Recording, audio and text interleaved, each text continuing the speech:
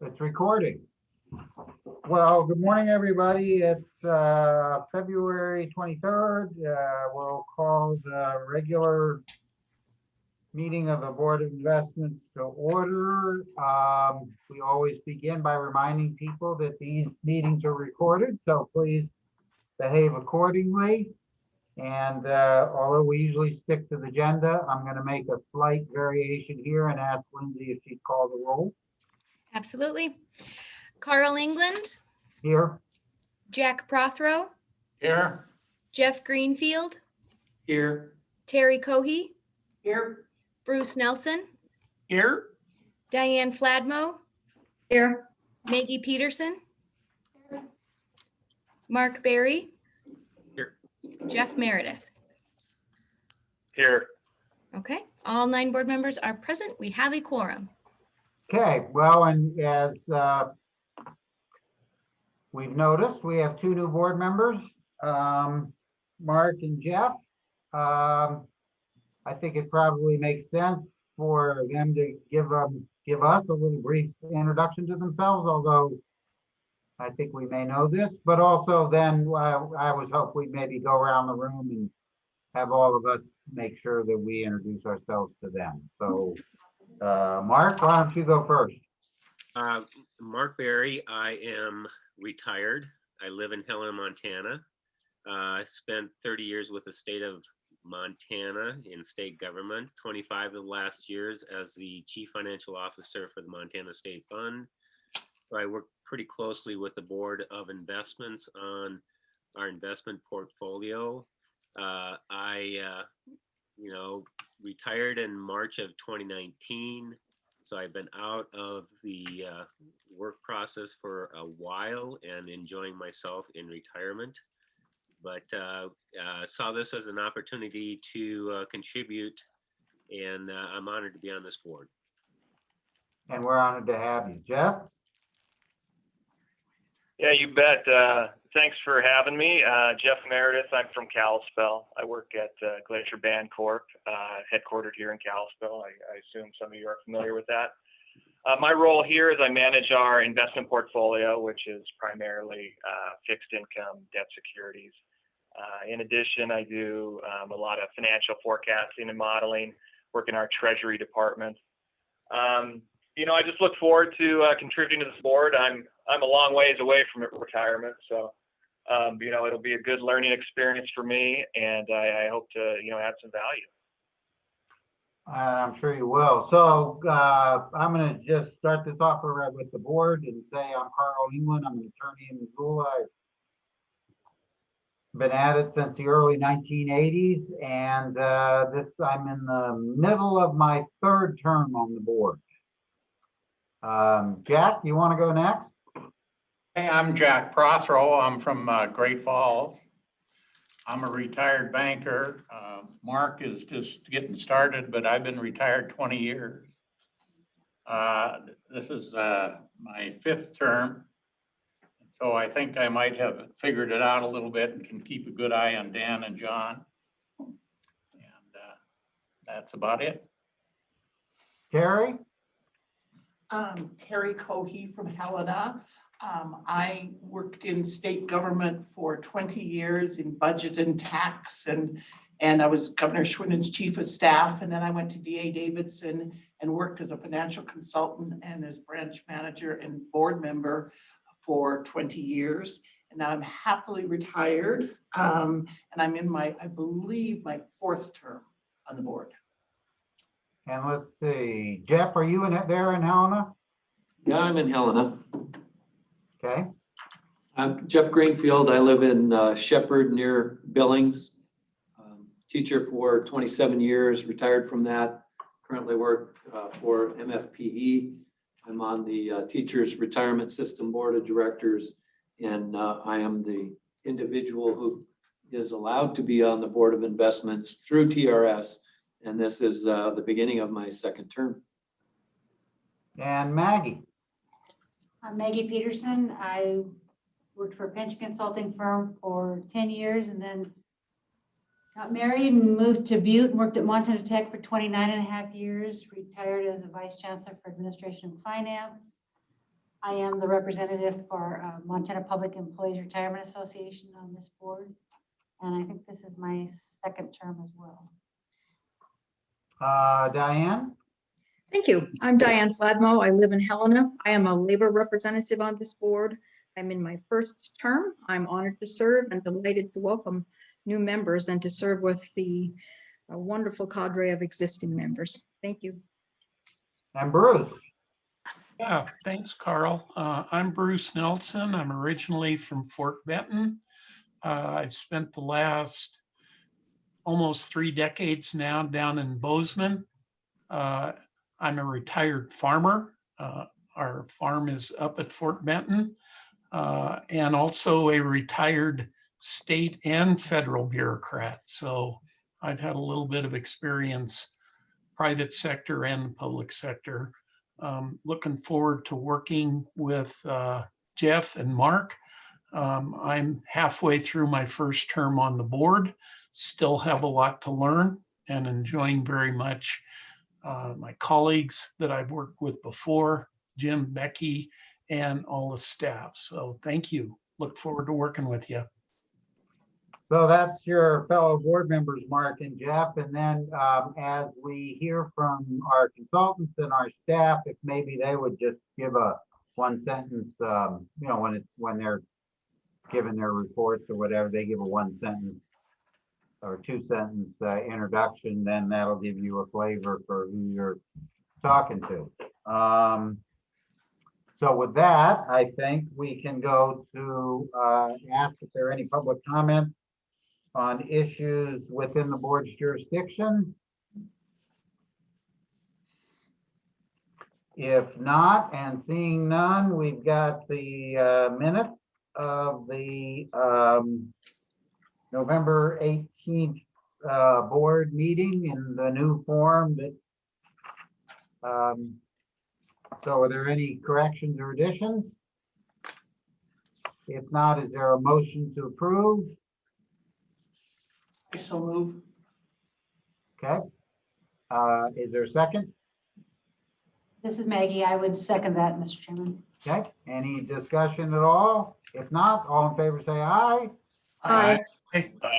Any opposed? Motion passes unanimously. Maggie, you want to give an audit committee report? And Yes, we met this morning, had a nice brief meeting. We discussed the financial and compliance audit, and Director Villa talked about the 2 recommendations. Actually, it came through as 1 recommendation with 2 parts, it looks like to me. Yeah. One of the issues was completing signed telework agreements following the state policy. We did not concur with that, and the rationale was that we had it as a condition of working condition. Correct. The second one was reimbursing employees for actual costs of Dear telework. Patrick. Instead of increasing compensation. And we partially concurred with that. Apparently last year that they were coded incorrectly on the financials, and we working with Commerce to get those coded as home office reimbursements for the future. The committee did recommend acceptance of the financial and compliance audits as presented, and I would make that motion now for the whole board. okay, so there's a motion. Is there a second? This is Jeff, I second. Okay. Any discussion? If not, all in favor say aye. Aye. Any opposed? Hearing none, motion passes unanimously. In addition, I'll give you a little additional updates, Mr. Chairman. On March 9th, Executive Director Villa will be meeting with the Legislative Audit Committee regarding the Unified Investment Program and Enterprise Fund. We met, I think Chairman England and I met along with Executive Director Villa and Julie Feldman on January 11th for the exit interview with LAD. And let's let's see, what else during this meeting? We reviewed the updated audit checklist. One of the things, they removed all the fiscal year 19 items that were referenced. Updated with the FY 20 annual report information, indicating that we had posted our annual report as required prior to December 31st. They talked about the FY 21 SOC audit. Lively will be starting their planning and initial field work sometime in April. Julie discussed the governance policy, which was updated as part of the checklist. And Julie presented on the ethics policy and statement and indicated that all staff and voting board members had signed their forms as appropriate. That's my report, Mr. Chairman. Okay, any questions or anything for Maggie? If not, moving on to Jack, the loan committee. Hey, thank you, Carl. The loan committee met earlier today. Doug and Savannah will give a report during their sections on some more detail on the loans, but the committee did approve 2 loans, both ongoing borrowers. The first one was to Montana Department of Transportation. It was a $3 million loan to finance vehicle purchases for the state motor pool. It's an ongoing relationship that we do a loan to them every year and check on their financials and make sure that they can afford to make the proposed annual debt service payments. The second loan we looked at was for the Department of Natural Resources and Conservation. That was a loan request for $3.9 million. In addition, in anticipation of them issuing pollution control bonds, the money that we lend them goes to their revolving fund, and then they pay us off when they issue their bonds. And again, a good ongoing relationship with them that we've had for many years, and they've always performed as required. So those were the 2 requests, sort of easy ones. I'd be open for any questions from anybody. I think most of the board members were there, but any questions from anybody on those loan approvals? Hearing none, Carl, that's the loan committee report. Okay, Terry, do you want to talk about the HR committee, please? Yes, the HR committee met briefly this morning. The first topic, Dan updated us on increased security options in light of the new legislation allowing guns to be brought into public offices, and outlined what security is now available and things they are looking at. John then updated us on the damage to several of the properties in which we have an interest in Nashville as a result of the Christmas Day bombing, and we are covered both by insurance for loss of income and for the property, or they are covered, and so then we are covered. And I think Ethan is going to discuss that at greater length. And lastly, Dan outlined and the committee discussed general guidelines for exempt staff salary adjustments next year. And that, be glad to answer any questions. If not, Anything for Terry? Okay, Jeff, you want to, is there a report from the TRS, from the Teachers Retirement System Board? We met last on Zoom on February 5th. Majority of our meeting was with Director Villa and looking at the annual report. Appreciate the presence and the information to us. The remainder of our board meeting really was long-range planning and some board member training. And that's all I have to report. Okay, Maggie, the Ampera Board? Okay, we met on February 11th. Well, actually, we had a committee meeting on the 10th, and I'll discuss that as part of the February 11th meeting, but we met as a board on the 11th. At that meeting, we appointed, I think it's reappointed Sarah Piper to the EAC board.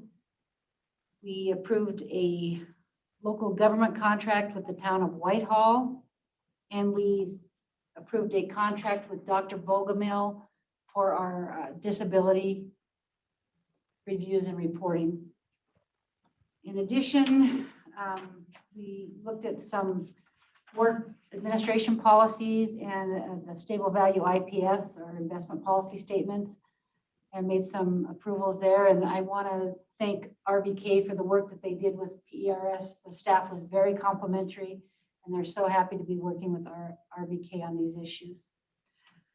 We had a presentation on the CAFRs, Consolidated Annual Financial Report, and we were supposed to have some board orientation, but because we don't yet know who our new board members are going to be, we did not have that training.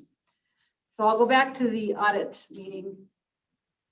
They audited 23 employers. There were 9 of those employers that had no findings. There were 10 who had issues with regard to not offering less than eligible employees who aren't eligible. I guess that's the best way to say it for PERS. They're supposed to give them optional membership forms. And there were 10 employers who did not offer those forms to 63 employees. We've only at this point received 7 of those forms, so there's still a lot of work to be done there. There were late fees outstanding for 5 employers that amounted to a little over $18,000. One entity specifically had 86 outstanding invoices. So there was one issue with regard to clothing allowances not being considered as pensionable income. We're taking care of that. And there were 2 situations where they had 2 non-eligible employees listed as eligible employees, but they never made contributions on their behalf. So they're working on those things. So it's the same type thing over and over in my mind, that employers just aren't necessarily doing what they're supposed to do. So of course, every time I harp on the board, the rest of the board and staff about making sure that we're getting our employers trained, because these things impact our pension plan. This might seem like a small amount, but when they're only looking at 23 of the 560 some employers, this could have a huge magnitude if they're all not doing it, and we could be getting additional funds. So that's my report, Mr. Chairman. Okay. So next on the agenda, we usually get reports from our 2 non-voting legislative liaisons. I didn't look. I presume the previous 2's terms have expired. Is that right, Dan? Yeah, Senator Thomas is no longer a senator. So the rollover happens on January, 7th, Inauguration Day. So we're waiting for appointments from the Speaker and the Committee on Committees. Okay. All right. So do you, Dan, as long as you've got the floor, you want to introduce our some new staff? You bet. Mr. Chair, members of the board, as I discussed with you last year, part of our efforts in improving board operations is to right-size our staffing. So we did that within fixed income by moving some staff around, putting a 4th position into fixed income. But one of the weaknesses that I saw, and really John, the rest of the management team saw, was we didn't have in-house counsel. Our peer organizations, and when I say the word peer organizations, typically I'm referring to Impera, TRS, and the Montana State Fund all have in-house counsel. So we went out looking, and the best we could find with what we pay is the gentleman on the screen right now, Dan White, and I will let Dan introduce himself. Oh, Dan, you're always good for the introductions. Good morning. My name is Dan White. I've been in Helena for many, many years. Carroll College grad, University of Idaho, law student and graduate. I've spent a 30-year career mixed between private practice with a small firm here as a partner in Helena, the Keller Law Firm, and the other half in state government with various agencies. Worked with Mark Berry many years ago at the State Fund at early end of my career. And most recently was about 10 years with the Department of Revenue, half of that which was as their chief legal counsel. Most of my career has been in a courtroom, or before administrative hearings boards as a litigator, and a lot of time as a lobbyist before the legislature, drafting bills, looking at bills, then more recently managing people, staff of 16 to 20 at the Department of Revenue, the legal staff there, and answering to the director. So it's been a great move for me at this point in my career to be with the board. I've got a lot to learn. I'll be the first to say that on the investment side, but think I can make a real impact when it comes to advice that I can offer the board, advice that I can offer the staff on a day-to-day basis, and with work that I've done for many, many years in areas such as contracts and legislation and that. So thanks for hiring me, Dan, and board. I really appreciate the opportunity to be here. You noticed how he said how he worked with Mark Berry, and you know, that was such a wonderful experience. He didn't tell you how we were on the other side. All I can say is that people generally don't admit that they used to. Well, but then he was very generous not to say that that we were on the other side of each other on a case where I got my clock cleaned. So let's move on to somebody else before people start asking questions about Yeah, that. right. Okay, Mr. Chairman, last year, you may remember, we had a vacancy created in our accounting shop, and after a recruitment process, Emily moved from the investment side of the hallway to the accounting side of the hallway. She has been a tremendous asset there. We then went out and were advertising for Emily's replacement, and after a long search with a very competitive pool, Jeremy Ragar was selected. So Jeremy, do you want to introduce yourself and give us a little bit about yourself, please? You're muted, Jeremy. Wow, not starting out strong, Jeremy. Yeah, Rough start. Your problem. Sorry about that. Yeah, so I am a Montana native. I grew up in Belgrade, attended MSU for undergrad, and then actually went to Creighton University for my master's degree. My background is in private wealth management. I most recently worked at a wealth management firm in California as like an analyst type trader role. Yeah, so I spent 3 years there covering basically every asset class, really developed an interest in alternatives. So when I saw the job post come up for this role, I jumped all over it. Super happy to be back in Montana. Just moved to Helena about 3 weeks ago, so getting all settled in. Yeah, I'm really excited for the opportunity to work here at the board. Welcome, Jeremy. Thank you. Thank you, Jeremy. And to complete we have no name diversity at all within the organization. We have been searching for a new credit analyst and administrative assistant for some time, and we are so lucky to have Peggy Sarela. Peggy, do you want to introduce yourself? And I know I slaughtered your last name. I apologize up front for that. Nope, you're good, Dan. Thank you. Pleasure to be here. Peggy, born and raised in Montana, went to college in Miles City, and then had a great opportunity to go on a food and beverage path in Hawaii. So I spent about 18 years in Hawaii working for Hilton Corporations as the director of beverage. Came back in 2011 to Helena to get stable, put my roots down, went to work switching into the financial industry and worked for Intrepid Credit Union. And then this great opportunity came along, and I'm so excited to be part of the Board of Investments, and thank you for giving me the opportunity. Welcome. We're super excited to have all of them on board. Tremendous fit, not only from a knowledge base, but from a culture perspective. The only two things we can do is hire the right people and foster the right culture. And the three of them are fitting in so well, contributing so much already. We can't wait to see what they accomplish next. So thank you, Mr. Chairman. Okay, well, before we turn to tab 2, something I probably should have done a little earlier. We moved some things around and got people on committees, and that's working well. And Jack's going to be our vice chair. I had to rethink that when he almost, tried to approve a loan without a motion and a vote this morning, but, we'll see how he does.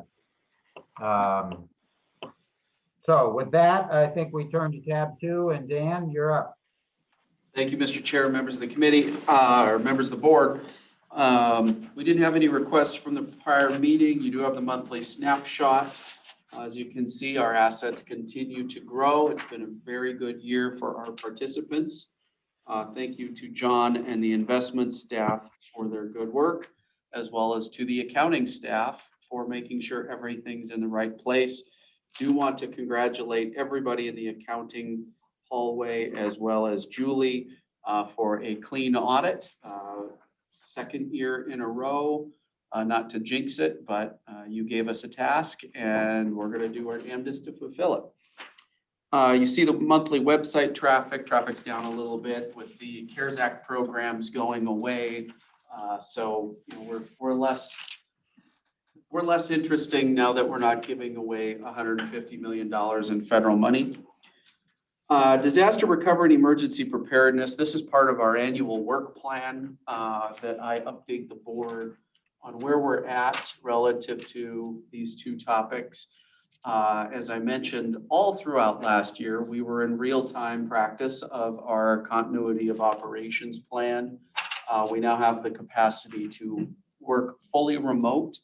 All staff have laptops and both a office and home office setup, where we've gone McDonald's, so to speak, that our IT shop has the ability to remotely push updates to everybody through the VPN system.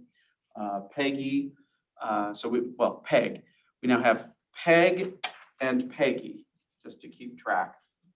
I won't get into how we keep track of the Dans and the Johns. Peg did such a tremendous job on our IT. It's really what allowed us to go not only full remote, but also have continuity of operations, particularly within the Bloomberg system. Also, kudos to Tim House and Mark Lodman on the Bloomberg side.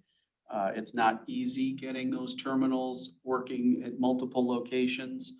So it was a real yeoman's work done by all of the staff.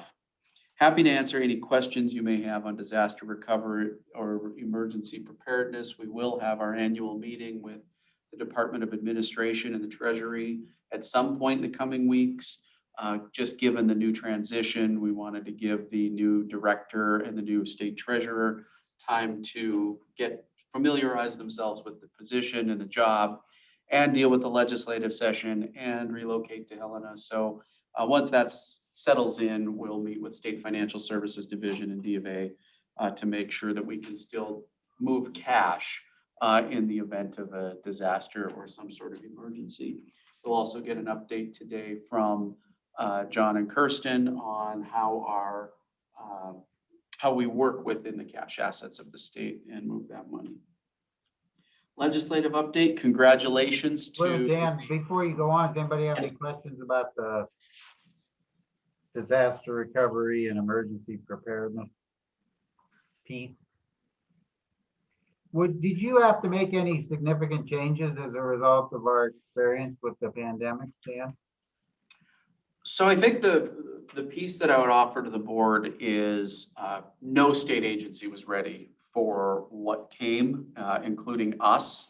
I think we were better prepared than most, given that we'd paid such closer attention to it due to the SOC audit process. Our ability to work remotely is somewhat inherent in the investment side of the house, that our due diligence processes and the trading and the Bloombergs are terminal based, so you can pick those up and move them around.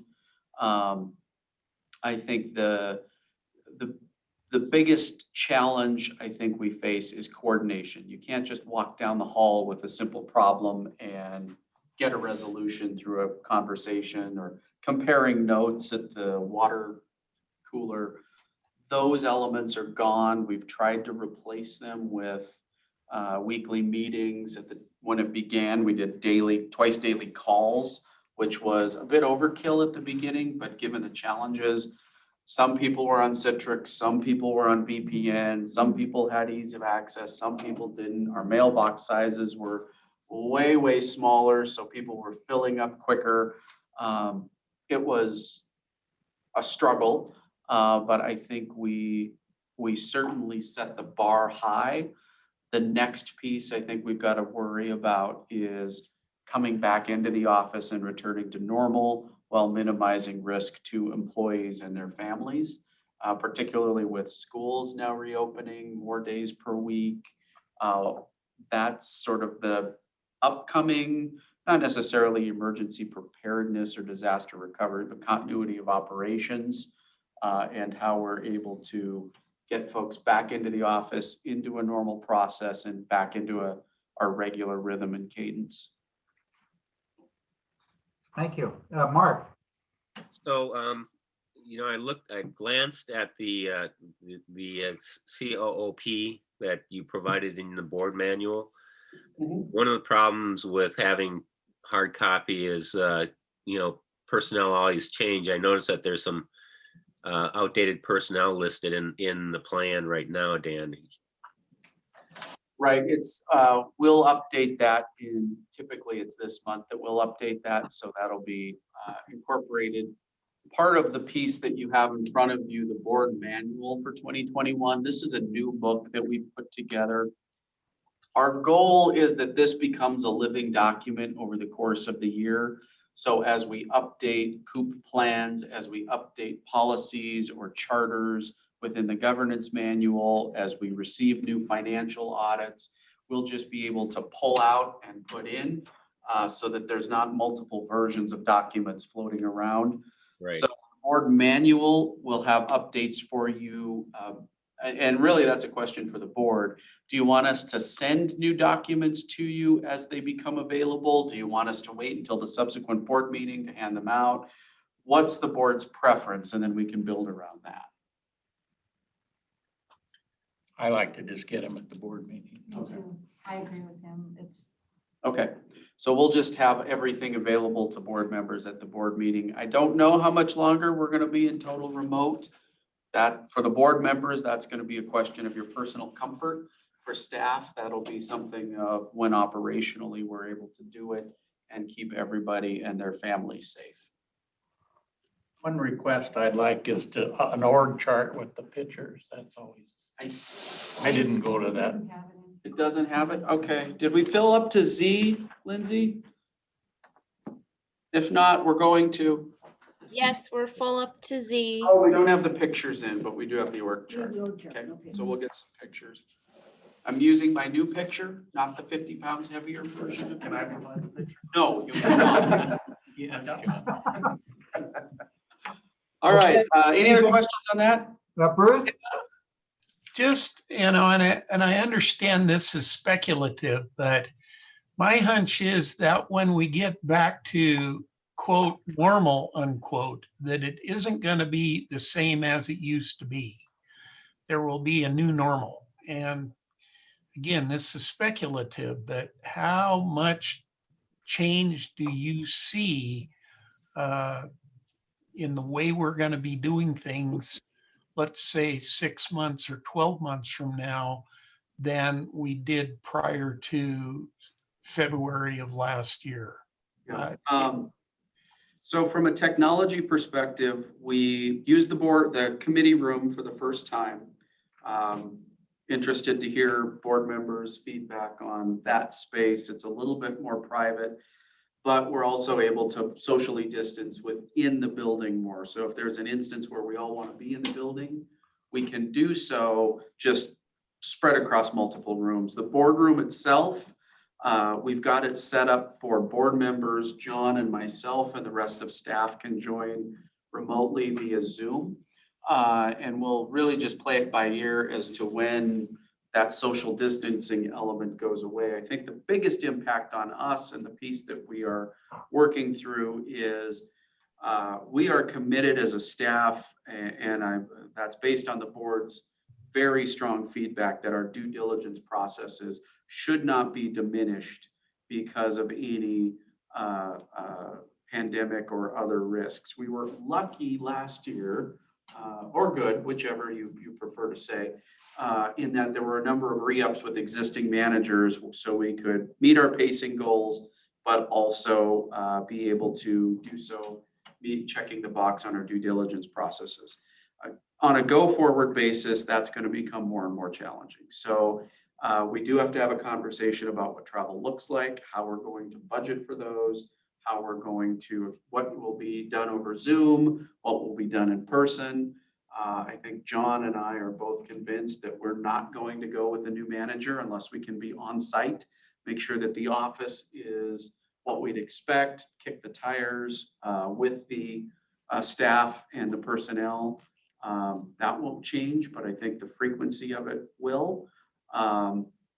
I think that's going to be our biggest challenge as an organization as we continue to ramp up private investments, both within Ethan's portfolio and Michael's. But from a sort of day-to-day, compliments to the accounting staff. They are doing a great job working remotely. We're on top of things. We're getting clean audits. That's working well. When they come back to the office is a determination of when we're safe to do so. Investment side, the due diligence processes will change a bit. Bond and loan, I think, will be very similar to accounting. And then front desk operations, we're going to have to keep the glass up and the doors shut and the buzzers on, really based on the SOC audit forever. And that'll just be a new normal at the front office.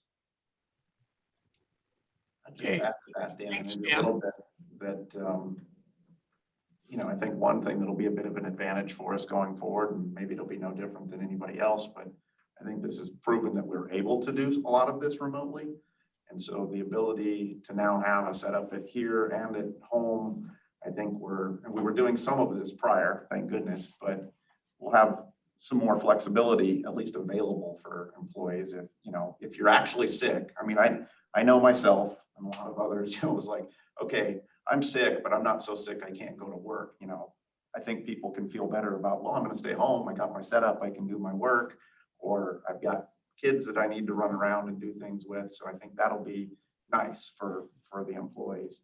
The only other thing I might mention on due diligence is just the idea that I have been surprised at how quickly other plans in the universe have adopted to being completely comfortable with going full remote on approval of new managers.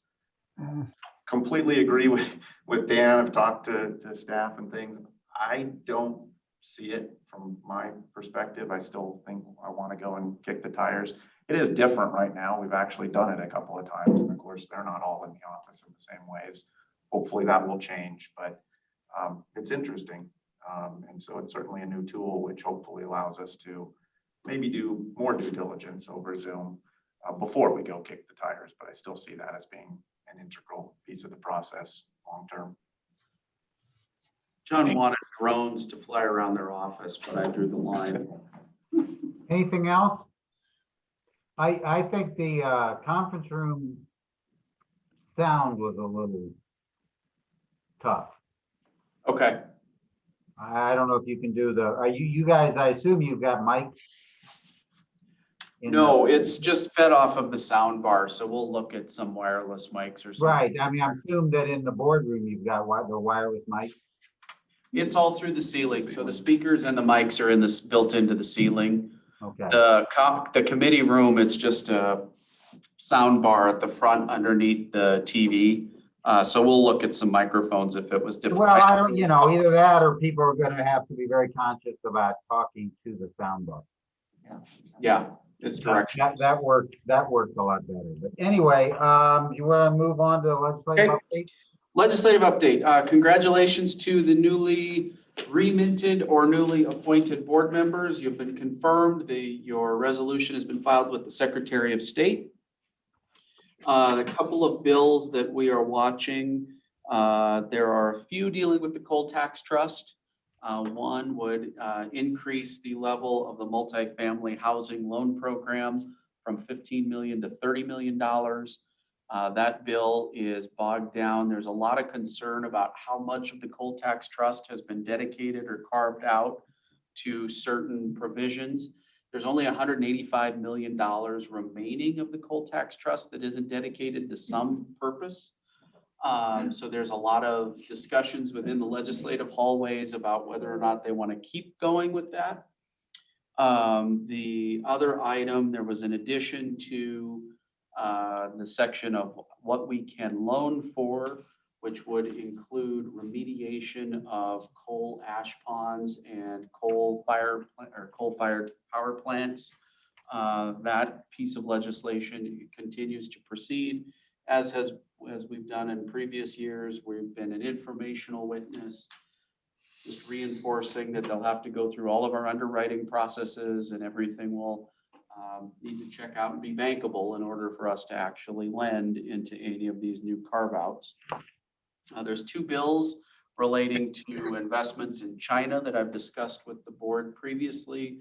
One would effectively prohibit any investments in China due to compliance with the Sarbanes-Oxley Act of 2002 and the Public Company Accounting Oversight Board that was created within that act. China is not in compliance. There are some other nations which are also not in compliance. So we would be required to divest when a loss would not be realized on the investments if that bill were to pass. I'm working on the fiscal note. I did add a technical note that this would be, there's at least a question that whether or not this would be a constitutional piece of legislation, as it does prohibit us from acting as a prudent investor and fulfilling our fiduciary duty to the beneficiaries and the pools. The second is an offshoot of that bill to the many hours spent on the phone with the sponsor. The fallback bill he has introduced is that we will coordinate with similar plans to create investable index funds, which we could buy into, and that we will comply with any legal presidential executive orders. So that is also a piece of information or bill that will go forward.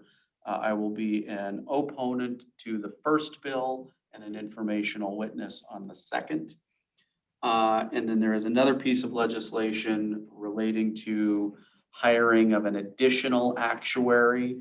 Currently, the state only has actuaries through the retirement systems, as they are constitutionally delegated that authority. There's a piece of legislation to give the Legislative Fiscal Division an additional actuary, coordinating with our partners at Impera and TRS on how to respond to that. So more to come there. Any questions on legislative update? So Dan, I have a question on these bills. So it's transmittal week, but are these bills considered revenue bills so they don't have to worry about transmittal date? Nope. They actually revised the rules this session, that all of the old Butte Anaconda tricks we do of adding a $1 appropriation or a 50-cent tax in order to change the transmittal deadlines. They did away with all of that. So these all have to be transmitted by next Wednesday. Okay. The actuarial hearing is the morning of the 25th. The hearings on the China bills have not been scheduled yet. The fiscal note is due by close of business tomorrow. What committee are these bills heard in? So the actuary bill is going to House State Administration. The two China bills will go to Senate State Administration. Okay, thank you. You bet. Anything else? Moving right along. All right, administrative rule review, board members. It has been since at least 2011 since we have done a review of our administrative rules. Most of our administrative rules are addressed in the policy manuals that you set, which means they are not necessary to be in administrative rule. What staff is proposing is that we have an administrative rule hearing on March 23rd. Dan White would act as our administrative rule hearing officer. And then the board has reserved for itself the ability to adjust or amend administrative rules. We are recommending a giant repeal of the administrative rules because they do not comport with policy. And frankly, it's within the board's prerogative constitutionally to simply adopt policy to implement our provisions as opposed to going the additional step of adopting administrative rule. So the proposal before you and the rules before you are that we would have the hearing on the 23rd with Dan acting as our administrative hearing officer, and then the board would vote to repeal the rules following that process. We would then sort of do a post-op and see if this is something that the board wants to continue through this process, or if there are changes to that process that you may want to look at. Whether or not administrative rules are, or how those hearings are conducted, or really more along the process side, not necessarily the adoption of the administrative rules themselves. So that's what's scheduled for March 23rd. Should be a relatively quick hearing. Any questions for me or other Dan? I have a question, Mr. Chairman. Is there anything that you would bring the attention to the board that is actually a change, or is this basically what we've been doing all along? The mission that the staff undertook was that there be no changes to the administrative rules. We've rearranged where some of them go. They're the same, but the majority of what you see are repealers that currently conflict with the policies of the board. Best example, you may remember a few years ago, we had the conversation around 10 job creation and whether or not that was a must or shall, Director Peterson's recommendation. Well, the administrative rules were never updated to reflect the policy. So on a go-forward basis, staff would operate under the policy guidance of the board rather than going the additional step of having administrative rules backing those up. Then we have a two-step process. Mr. White.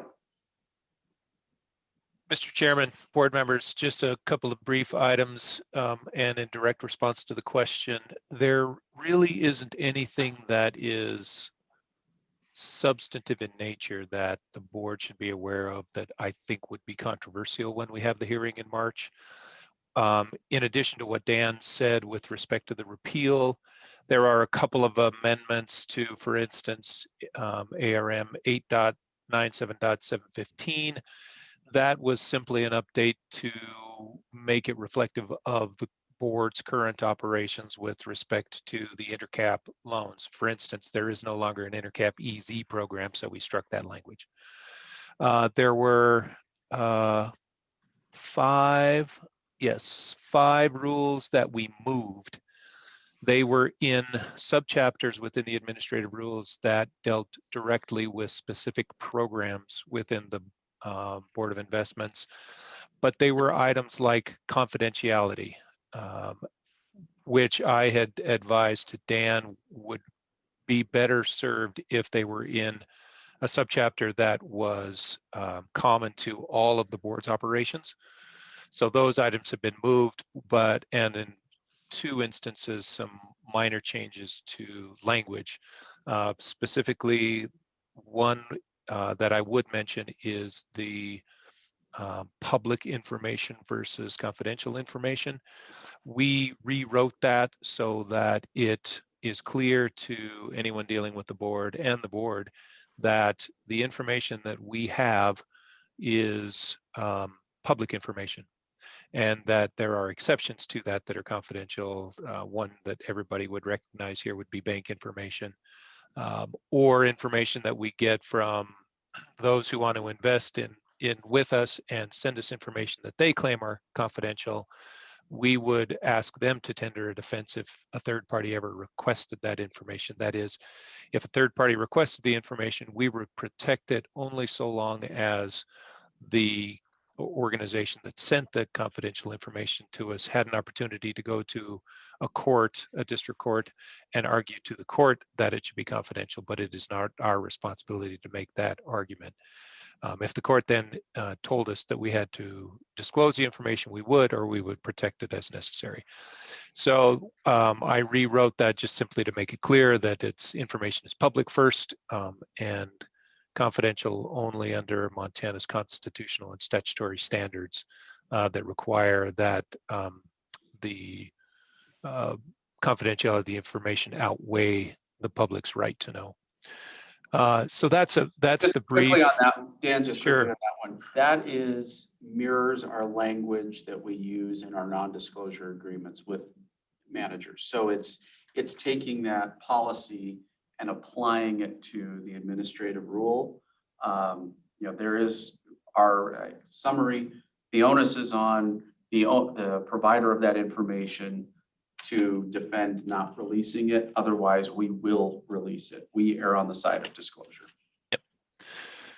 Thanks, Dan. And the only other thing I will mention is that I just a few minutes ago sent an email to all the board members with the official rule language that's now in the Montana Administrative Register. The one you have in the board packet was a draft. I've since worked with Secretary of State's office. They've made their suggested edits, and so what you'll have in your email is the final version that you'll be that will be before the board on March 23rd. So, Mr. Chairman, Dan on TV. It's all Dan. All Dan. You're not creating any duties or additional duties or responsibilities for the board or anything like that? with these changes? No, we are not. We are actually, in more cases than not, repealing rules in old programs or eliminating redundancies that are there, that are in board policy already, or are better suited for board policy. So we're not creating anything new. Okay. And the last and most fun one, we will be providing the board with a draft RFP for custodial banking services. It has, what's that? Is there gonna be a quiz? Yes, we'll log you into Zoom and it will be very Socratic how we do the, no, we would also, we'll be providing that to you this week, hopefully. Peggy, chime in if I say anything wrong. And then we'd ask for your approval also on the March 23rd meeting. It's a 79-page document. I know Director Peterson will have corrections and amendments, which we love and appreciate.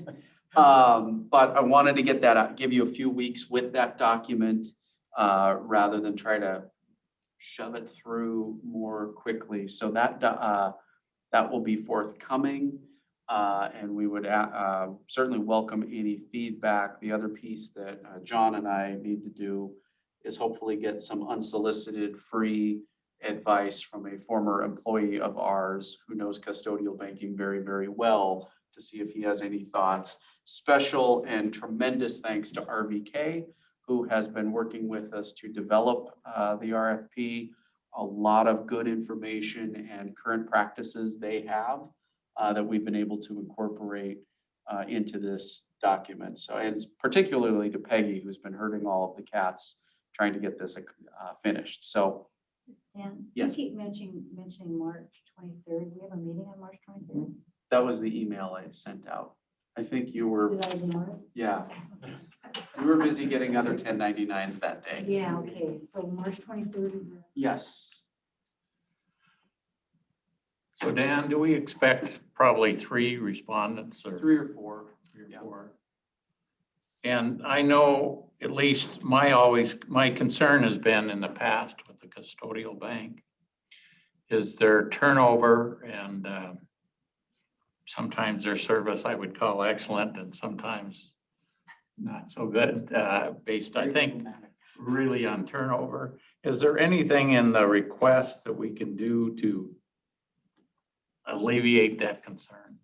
So we've asked for, at John's request, organizational charts that be maintained in real time, so we know who we're talking to, and when they have a change, we get more formal notification.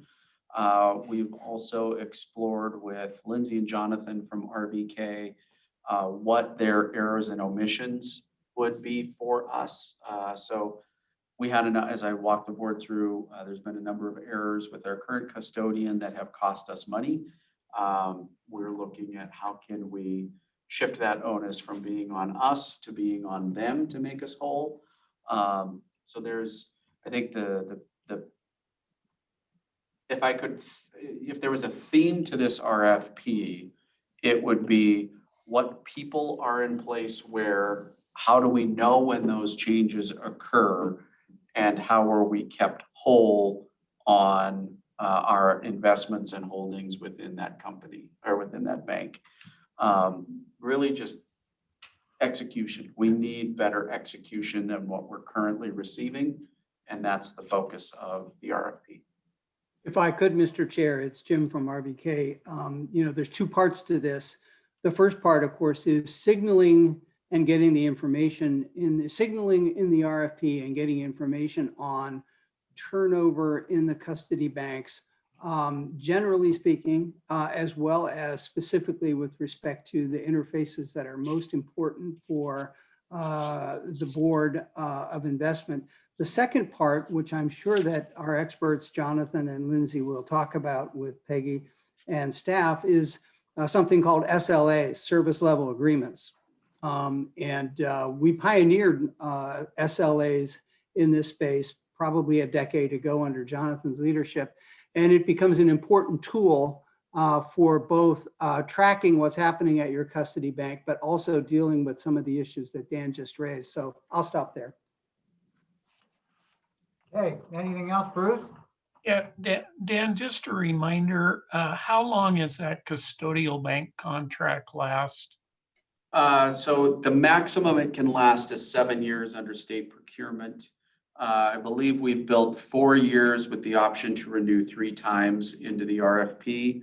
We are in our 7th year with the current contract. We're starting a bit earlier than we otherwise would have. So we have a greater period of overlap in case we do go through a transition. And we've got a little bit more wiggle room in there in the event that we go through a transition, which is a major, major undertaking. But if we got to go there, we'll go there. And we've got more time built in to do so. All right. Thanks, Dan. You bet. So I have a go ahead, question. Mark. So on the March 23rd meeting, as well as having the rules hearing, you're going to ask for approval on the RFP form? Correct. Okay. On issuing the RFP. On issuing the RFP and the actual document itself, yes. Okay. All right. Anything else? All right. Dan Villa, we are, I guess the board too. We ran about 15 minutes over. You want to come back at 1:15 or 1? We can do 1, I think. Okay, does that work for everybody? Sure.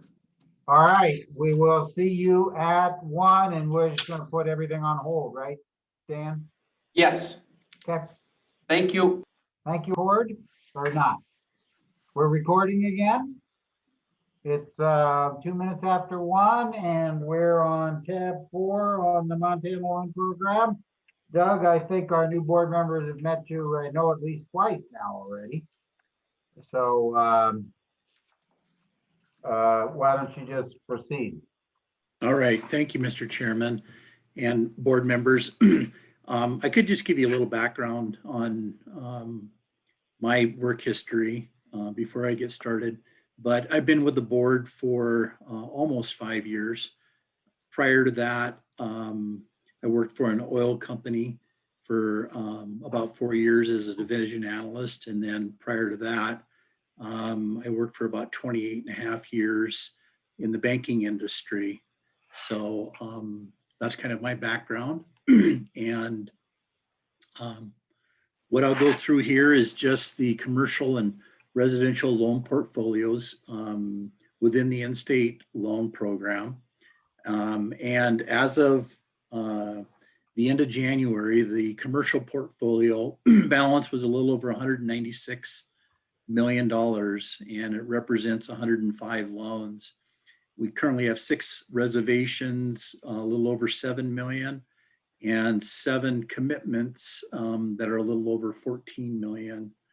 The commercial portfolio, if you excluded the Veterans Home Loan Program and the Multi-Family Cold Trust Home Program and the Intermediary Relending Program, has a yield of 2.68%. And it's a clean portfolio. There's currently no loans over 30 days past due. Within the residential loan portfolio, the balance at the end of January was a little over 2.7 million, and that was 74 loans, and the yield on that was 6.23. For the new board members, just a little history on that program. That program at one point had $321 million in that portfolio. So the balance of that portfolio has been decreasing over time. And essentially we have not made a loan in the residential loan portfolio since 2010. And the reason why is because the return that we would like on that portfolio is much greater than what the current market rates are. So consequently, we're just not competitive. So we're not doing any rates or any loans at this time. But if rates do go up to levels where we like the return, we can get back into the residential loan portfolio. The next program is the Veterans Home Loan Mortgage. And as of the end of January, that balance was a little over 48 million. It's 276 loans, and then the yield on that is 1.77%. There were 4 reservations that totaled almost 700,000 with a projected yield of 40 basis points for those loans. And there's 2 loans over 90 days past due, or roughly 1.99% of the portfolio was delinquent. The other program is the Multi-Family Cold Trust Home Program, and the balance on that as of the end of January was a little over 5.2 million, and the yield on that was 2.65. There's 4 reservations currently. That's a little over 9.2 million with a projected yield of 2.53. And there's about $500,000 available left out of that initial $15 million allotment for that program. And then the last program is just the IRP program, as I call it. And as of the end of January, the balance of that was at 4.4 million. There was 34 loans, and the yield on that is 2%. There is a little over $800,000 available to advance on those loans. And then we've got 1 committed loan that's about $250,000, and no past due loans within the IRP program. So with that, I would happy to answer any questions that anyone might have. Questions? Yeah, Mark. So you only have $500,000, but there's a bill out there to expand it. So how long before you would build up those available funds in the multi-family coal program? Good question, Mark. If the bill passes, there would be an additional $15 million available. I'm not sure when those funds would become available, but the program is administered by the Board of Housing. Mm-hmm. So what they would do is they would get the word out to their clients, their developers, that there's these additional funds available. And then it's just a matter of the demand from those developers, you know, to see what they would need as far as funding for the projects that they're currently working on. But if that bill does not pass, then you're limited with what you can loan out. So That's correct. My question is how long before you're going to get money paid down to build that available balance up again? Yeah, a long time. These are 30-year loans, so the repayment on them is over a long period of time. And so, you know, the balance available will grow, but it'll take time for it to grow so that there are more funds available. But a lot of it depends too on the dollar amount of that they're requesting for the project. But 500,000 isn't going to go very far with these projects. They're looking for, you know, $1 million or $2 or $3 or $4 or $5 million. Another question, Doug. Why is the Veterans Home Loan mortgage yield so low? That interest rate is based on its statute. The legislature set the rate. And so the Board of Housing again administers this program, and they're just following the statutory rules as far as what the interest rate can be on the program. Okay. Anything else for Doug? I have one, Carl. I just want to double check with Doug how working with Board of Housing has been, and you feel our relationship with them is good. Our relationship with the Board of Housing is excellent. I mean, their staff over there, very professional. I think they've done it enough, you know, and we're comfortable with each other. You know, they understand the documentation that is required in order for me to fund the loans. They also provide the monthly reports so that we can keep track of the balances. And so relationships with the Board of Housing are very good. Hey, anything else for Doug? Yeah, Doug, this is Jeff Meredith. Could you speak to the delinquencies? You know, I assume that those FHA-backed loans are, you know, part of that foreclosure moratorium, but are you guys taking any action on any of these 90+ day delinquencies? Yeah, Jeff. There again, the Board of Housing services both the residential and the Veterans Home Loan programs. So their staff, which are, I mean, they are very experienced in the foreclosure and liquidation process. They're the ones that are dealing, you know, with the borrowers or with FHA or VA, you know, when they have these defaults occur. You know, the nice thing about within our residential loan portfolio is that the two loans that are delinquent, they are FHA guarantees. So pretty much the amount of a loss that we could take with these homes if they went into foreclosure would be very limited. But I do know the two loans that are delinquent, they're pretty nice properties. So I don't think we have really any concerns of a loss, you know, within that residential loan portfolio. Do you guys continue to recognize interest income on those, or do you, you know, in the banking world, we put them on non-accrual at that point? Yeah, we don't necessarily accrue our interest at the Board of Investments. It's you know, we recognize the interest when it's received for these. So you know, with FHA loans, they would in a foreclosure, they would limit you the number of days worth of interest that they will pay. So I mean, we would earn less interest than we would have, but we would still collect, you know, a portion of the interest that was due to us. Thank you. I appreciate the explanation. You're welcome. Anything else? Thank you, Doug. All right, thank you. All right. Louise, are you doing the bond program? Yes, I am. Thank you. Okay, thank you, Mr. Chairman, members of the board. The bond program is on tab 4. And this is our typical quarterly that we do provide, the activity summary and also the staff approved.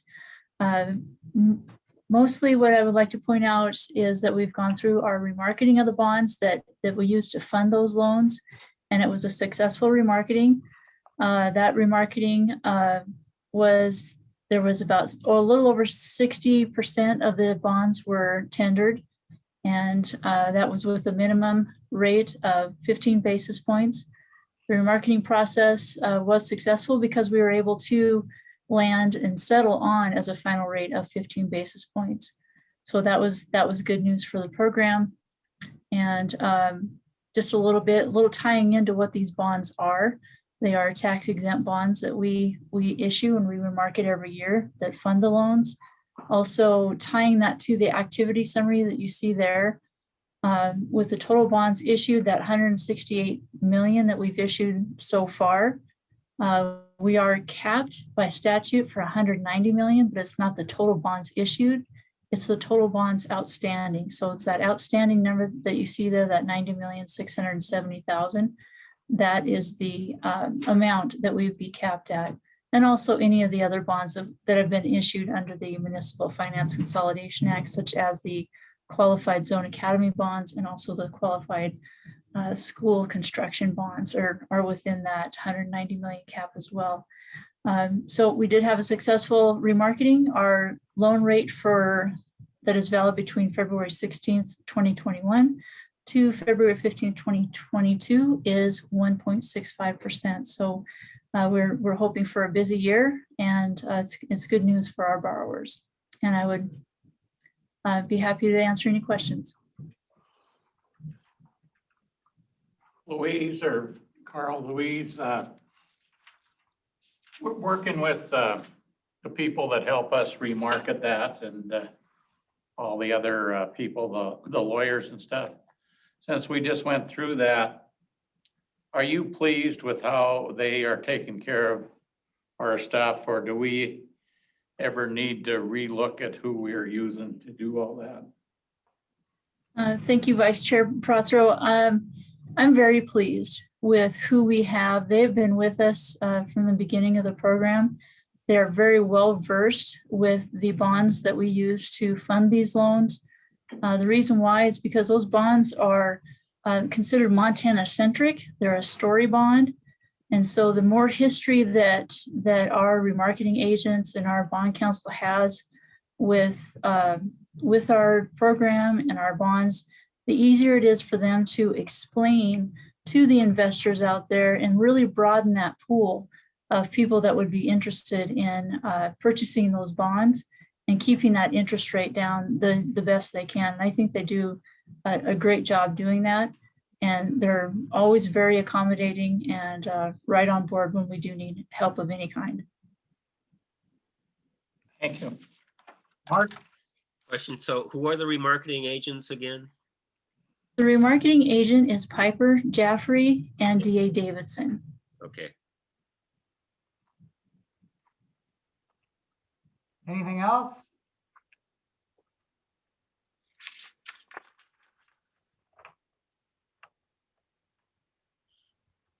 Okay.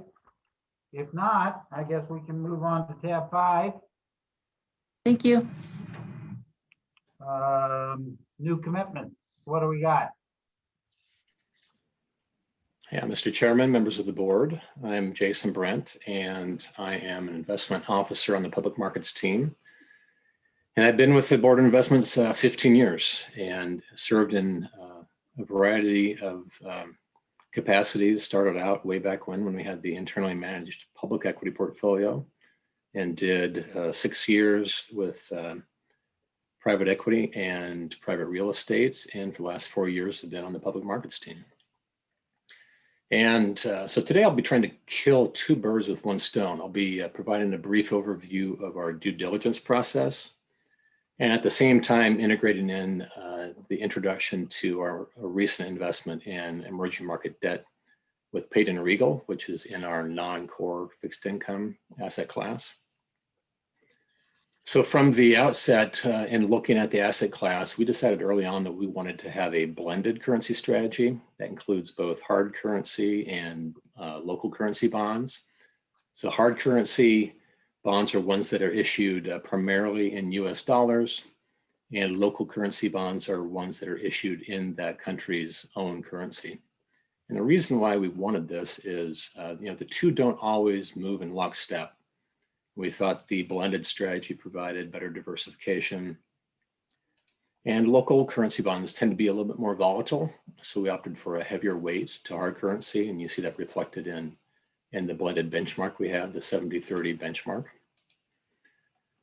So after that, having that been decided, the first step was initial screening and information gathering. I used the eVestment database to screen for blended currency strategies and set minimum asset levels in the firm and the strategy. I had inbound materials from managers that had sent information. I made outbound calls to prospects, and also had an introductory call with RVK to hear their views on the asset class. The next step would be, how do we narrow the field? A few criteria that we looked at. First was the ability to accommodate a separately managed account. We wanted the control over the guidelines and the liquidity that a separately managed account offers. Strategy fit, their philosophy, the approach to risk, firm stability and team strength was something we looked at too, as well as consistency of returns. And two, the length of track record in blended emerging market debt. That a lot of managers have long track records in hard currency, but much shorter ones in local currency. We wanted one that had a long track record in both. And in this step, some of the things that I did were doing returns and portfolio metrics analysis, as well as about a deeper review of about 25 managers, and I had introductory calls with about 15. And then a discussion and review with the public markets team and our CIO to discuss the progress and what we were looking at, as well as another follow-up call with RVK. And some of the things about Payden Regal at this point that stood out was the senior portfolio manager and head of the EMD group, Kristen Seva, founded the firm's initial EMD strategy back in 1998. So she had a long history in the asset class. And she had a long tenured team working with her, with some of the senior team members having worked together for almost 15 years. They've been doing blended strategies, blended currency strategies for over a decade. And what we saw was more consistent returns, more measured approach to risk. They're not swinging for the fences. After this, we compiled a short list of a handful of managers where I produced some manager comparisons with comparing, a small number of managers on returns and volatility and other portfolio metrics, comparing management fees, and then followed that up with a further and deeper discussion with the public markets team and our CIO about a list of potential finalists.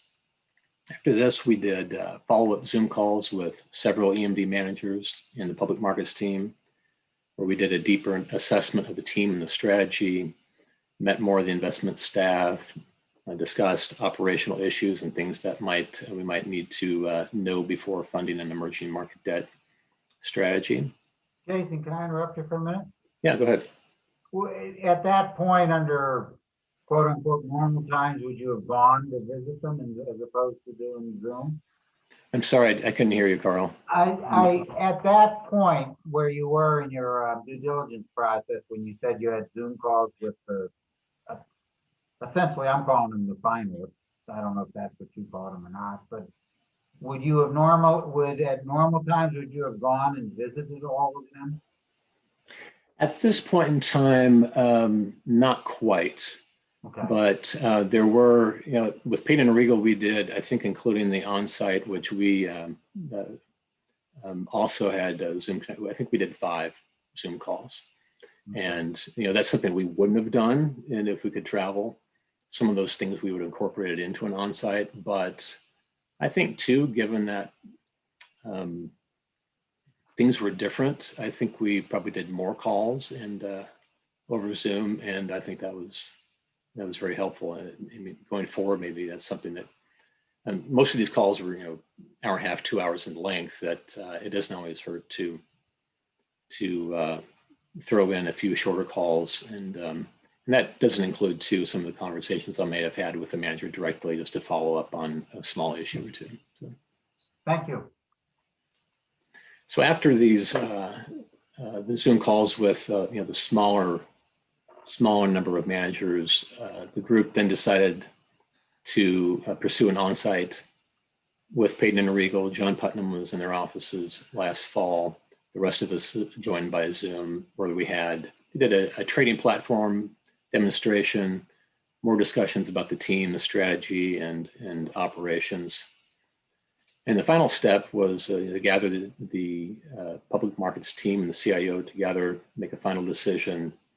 And so really the key elements that we liked about Peyton and Regal were the philosophy, the strategy, the team's tenure and the length of track record and blended strategies, which I thought was pretty rare, as well as their consistency of returns and their approach to risk. That was a big one too, that some managers are top of the heap one period and bottom of the barrel the next. And that was something that we were not looking for. And so after having made the decision, we went through the contracting process and developing investment guidelines, and ultimately funded the strategy back in December. Be happy to take any questions you might have about the process or the manager itself. Terry, you're muted. There we go. Jason, just a comment. I know this wasn't one of your criteria, but I'm really pleased to see, I believe this is the first one of these that you have brought to us that is founded by 2 women and the principal is a woman. So good job. Yeah, Joan is still involved. She's still on the investment committee, still involved. And so yeah, she, a big name and almost a legend, I guess, in the investment business. Yeah. I have a question about the funding size.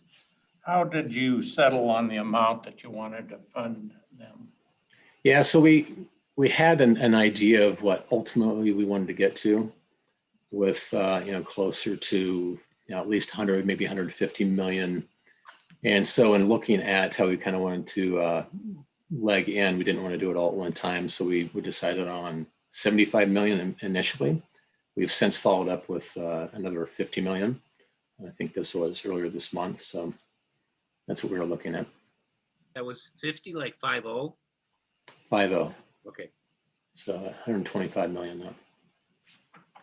I'd say broadly, Jack, we being maybe me, but I think agreement within the team that if we're going to have a manager in a strategy like this in public markets, that call it roughly a 1% position is kind of a something that's at least meaningful and that helps the diversification process. So that was kind of the thought, is probably being somewhere around 1% ultimately. And like Jason said, just kind of legging in, and we're at 125 now.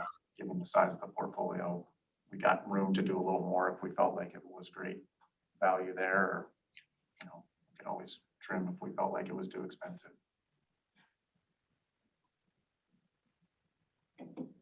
Okay, other. So RVK, do you have any comments on this process and this assignment? From our perspective, it's one of those asset classes that plan sponsors have been looking to find yield somewhere in the market, especially with low rates being signaled on the short end of the curve anyway here in the US. And so this asset class is one that a lot have been looking at for that purpose and for diversification. When we look at Payden, we've known them a very long time. Your comments on the founder, Joan, are very accurate. She actually started the firm by taking money out of her 401k and taking a bet on her entire retirement and financial well-being to start this firm. So very committed. We've seen her continue. Back when we were doing in-person meetings, we saw her come to finals. And so even though she's been with the firm a very long time, seems to continue to be committed. I think it's her baby. So we know the firm quite well, and the rationale for the mandate makes sense to us. Okay, thank you. Okay. We done, Jason? Well, Oh, I'm sorry, Bruce? yeah, no, that's okay. Thanks, Carl. So Jason, John, you know, at a higher level, you're comfortable that you were able, through a combination of the Zoom calls and what sounded like an on-site visit by John, that you overall, you're comfortable with the due diligence you were able to do, even under the circumstances? I was very comfortable. Yeah. Like I mentioned, the multiple Zoom calls and chopping things up into little smaller pieces, but we got to meet all of the team members. And yeah, I don't think there was anything lacking. Like I said, we probably overdid or erred on the side of having maybe more contact over Zoom, just given the situation, but I was comfortable with it. John can comment if he wants. Yeah, very comfortable, Bruce. I think I maybe had this comment earlier in one of the committee meetings, but I think the only real difference here between what I'd call our normal process is that we certainly did the on-site, and I think that was still important, but clearly it was a different type of on-site than we've done in the past because they didn't have everybody in the office. They brought in people that we wanted to talk to, you know, for that on-site for us, but it wasn't like normal when I would go in and, you know, you'd see all the traders lined up, you know, on the floor doing their thing. Most of those people were home. They did bring in some of the specific traders for emerging market debts, you know, that we did talk to in person. So a little different flavor, but at least you get to see, you know, yeah, they've got real offices, they've got the systems in place here, and you know, you get to sit across the table from all these people. So very comfortable at the end of the day. Okay, thank you. Okay. Jason, anything else? Any more from me? Thank you. Randy, you have anything to add? No, I would, well, one thing I would say is that this asset class is one of the more complex portfolio type asset classes that we have in public markets. And so I believe that we dug even deeper in this due diligence than we have previously, just because of that fact that the securities in the portfolio are, like I said, more complex than the typical, say, equity portfolios that we have. Thank you. Okay, can we move on to Ethan? Thanks, Mr. Chairman, members of the board. Mark and Jeff, welcome. My name is Ethan Hurley. I'm the Director of Real Estate and Real Assets. I've been here for about 10 years. Today I'll be talking to you about Stockbridge Niche Logistics Fund. Maybe before I dive into that, similar to Jason, I'll give you a high-level overview of our investment process, and I'll sort of just walk through it lockstep. So first, it involves deal sourcing, and you know, without deal flow, we don't have anything. So we source deals from a multitude of avenues, whether that's fellow LPs, fellow, you know, GPs we're already invested with, other placement agents and brokers, news articles, et cetera. It's not unusual for us to see something in an article and actually pick up the phone and make a cold call and introduce ourselves to an investment manager versus an inbound introduction to us. We need to then determine whether there's portfolio fit. Just because an opportunity represents a good portfolio fit, that meaning it's complementary to the existing portfolio, doesn't mean in and of itself that it's a good investment opportunity, but certainly if it's duplicative to what we already have, there's no need for us to really pursue that. There's no sense in adding something to the portfolio that we already have. So we source a deal, we figure that it has good portfolio fit. We'll ask the manager to send us some initial materials. We'll review those at a very high level. We'll look at strategy, we'll look at terms, sort of age of the organization, tenure of the folks. If that all continues to make sense, then we'll have an initial call with the manager. If that makes sense and we sort of circle the wagons afterwards and it feels good, we'll invite them to Helena. In today's day and age, we'll invite them to a Zoom meeting. Assuming our spidey senses continue to dictate that we move in a positive direction, we will then begin a process where we'll send out a series of deliverables to them, which starts with our Part A DDQ is what we call it. And we have a different DDQ for real estate and for real assets, but that is in an attempt to get some high-level information from them about performance. But there's a handful, specifically a handful of deal killers in there that we try and get out of the way up front so we can all be efficient and respectful of each other's time and resources. Some of those deal killers deal with, hey, will you agree not to make political contributions to, state, local, federal, Montana representatives, for example? Will you be transparent with us in the reporting of certain information? Transparency is super key, super important to me.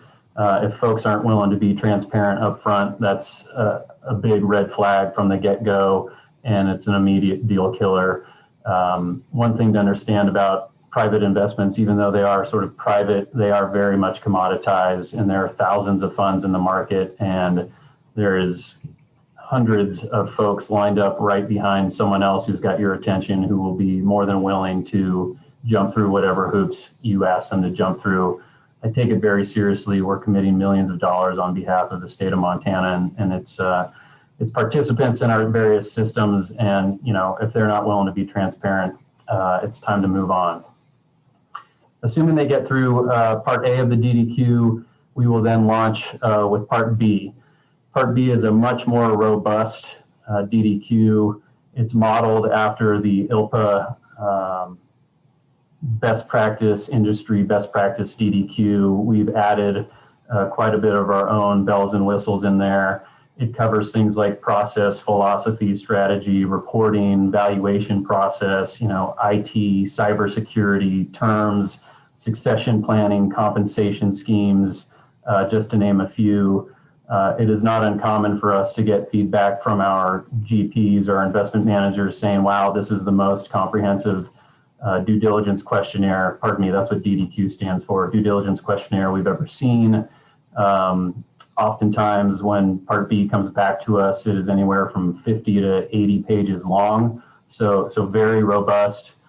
It is also during that process that we'll begin reference checking.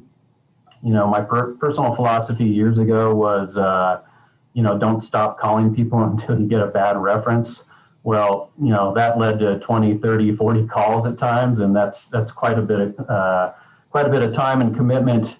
And so I've sort of morphed the philosophy there around, hey, let's be strategic, let's be efficient, but let's be thorough, and let's call the right people. So we'll do a lot of reference checking, a lot of the key individuals.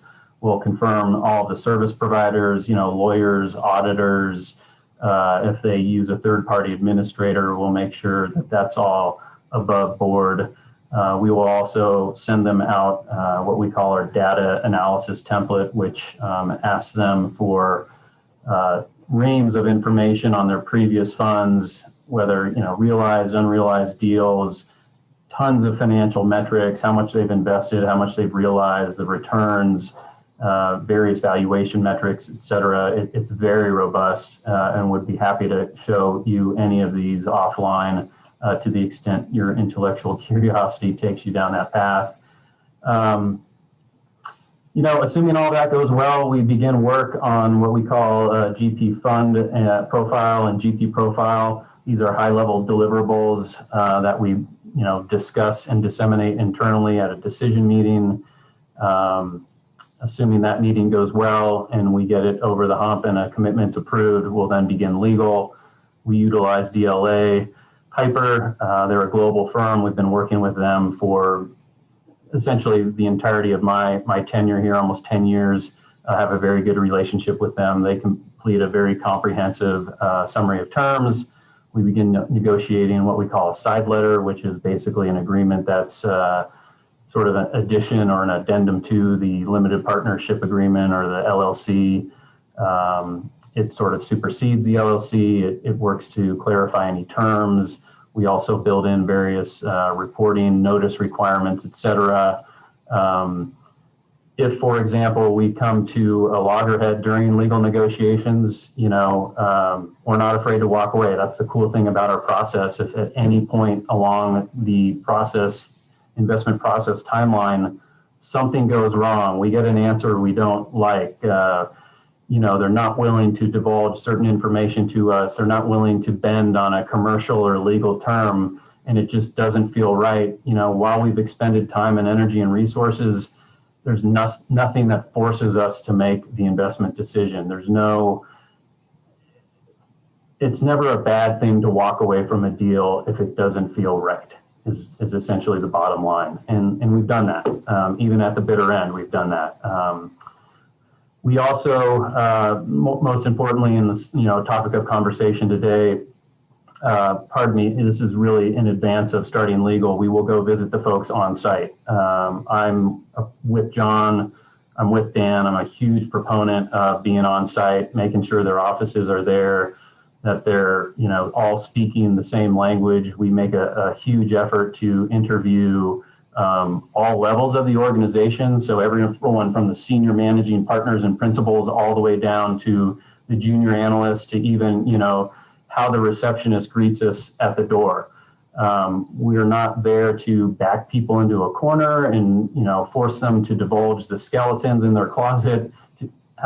We are investigating, but we're really there to meet the folks, to assess the culture from top to bottom, to make sure everybody is speaking the same language and there's no inconsistencies in the message that we're hearing.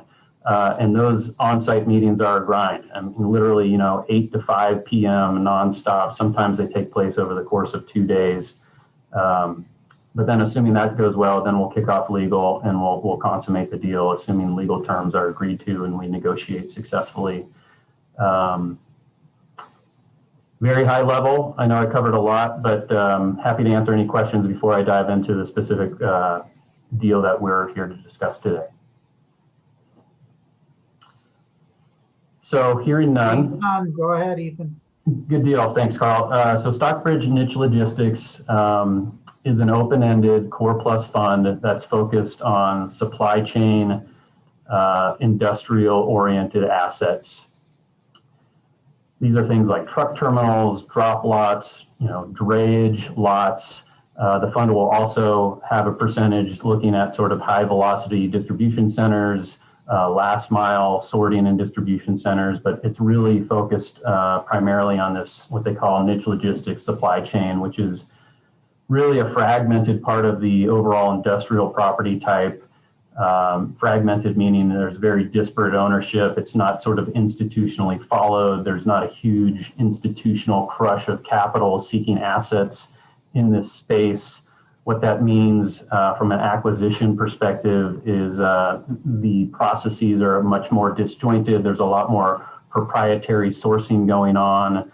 The acquisition multiples or cap rates at which assets are being acquired are at a higher spread than your traditional big box, Amazon tenanted industrial warehouse. So, cap rate is another way of saying yield. So these big box Amazon deals are being purchased at, 3-4% yields. These truck terminals, for example, are being purchased at 6.5 to 8.5% going in yields on an unlevered basis. So you put a little leverage on that, and that just increases your yield even further. Stockbridge is a very high conviction general partner pre-existing in our portfolio. We've been with them since their first value add fund. We've done value add funds 1, 2, 3, and 4. We just committed to fund 4 back in early 2020. We conducted our on-site with them for the Fund 4 Value Add Fund at the end of February. We did not do an on-site for this Niche Logistics Fund, which is a new fund offering and a new strategy for them, simply because we had just been there and done an on-site with the other group, or with the group.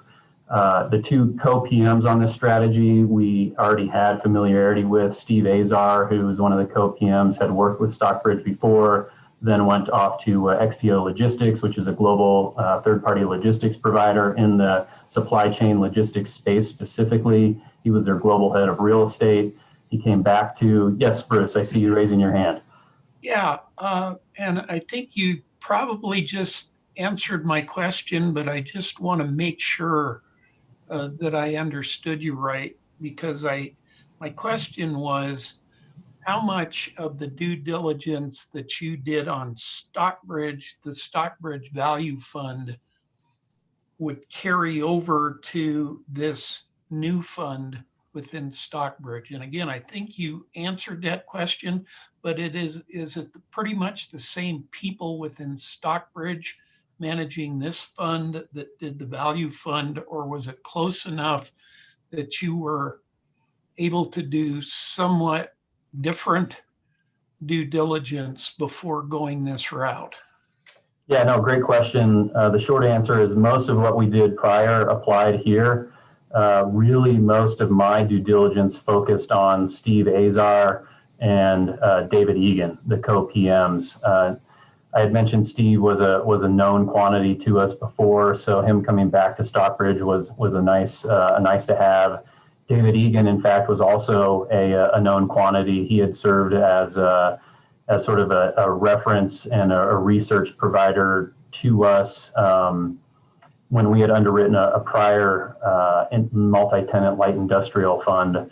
And given his prior affiliation with CBRE as their head of strategy and research in the industrial space, and our current relationship with CBRE and confidence there, he was very easy to reference at a very high level, got really comfortable really fast. And then really, I took it one step further and asked Stockbridge to provide us with specifically, I kind of asked them in that data template I talked about earlier in our due diligence process. We looked at every single one of their industrial deals from inception of Stockbridge, a handful of which were pre-existing sort of supply chain logistics oriented assets. And we looked at their overall industrial track record, which was very impressive, and quickly got very comfortable with David, with Steve. The other aspect, which was very supportive and heartening, was the fact that the investment committee for this Niche Logistics Fund is the exact same investment committee for the value add funds, so that you sort of have this oversight or extra layer of governance looking at the deals that Steve and Dave propose for the Niche Logistics Fund. And these are very, experienced individuals who've all been together for a very long time, overseeing these two running a new strategy. So that added an additional layer of comfort very early on. Yes. Okay, just to clarify there, make sure I understand. So even though we are new investors for Stockbridge Niche Logistics, for that fund, that is not a new fund within Stockbridge. Logistics isn't a new area for them. That is not a new area for them, no. Okay, thank you. Of course. So I think I've covered everything at a very high level. I'll just, maybe of note, because this was a new dedicated fund offering from Stockbridge, and we were one of the first investors in this fund, that industry vernacular is an anchor investor. We invested alongside New Mexico Para and Texas Municipal Retirement System as the anchor investors. We we will enjoy for the entirety of our investment in this fund, which from my perspective will likely exist in perpetuity, a 45 basis point management fee forever. And if you juxtapose that with a standard core fund, those average anywhere from 1 to 85 basis points. A standard closed-end private equity fund in the sort of the opportunistic or value add space is 125 to 150 basis points.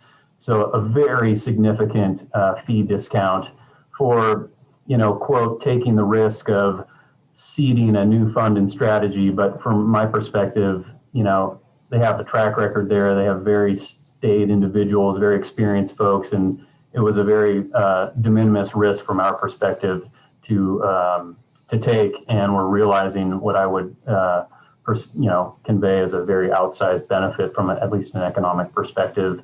And this space is growing in popularity. It's a space we wanted to add more exposure to, and feel very good about it. So maybe I'll just stop and open it up to questions, and otherwise we can move on. Question. Thank you. Thanks all. See you later, Ethan. Thanks, Carl. All right, so we move to tab 6. And our sort of work plan. Does someone,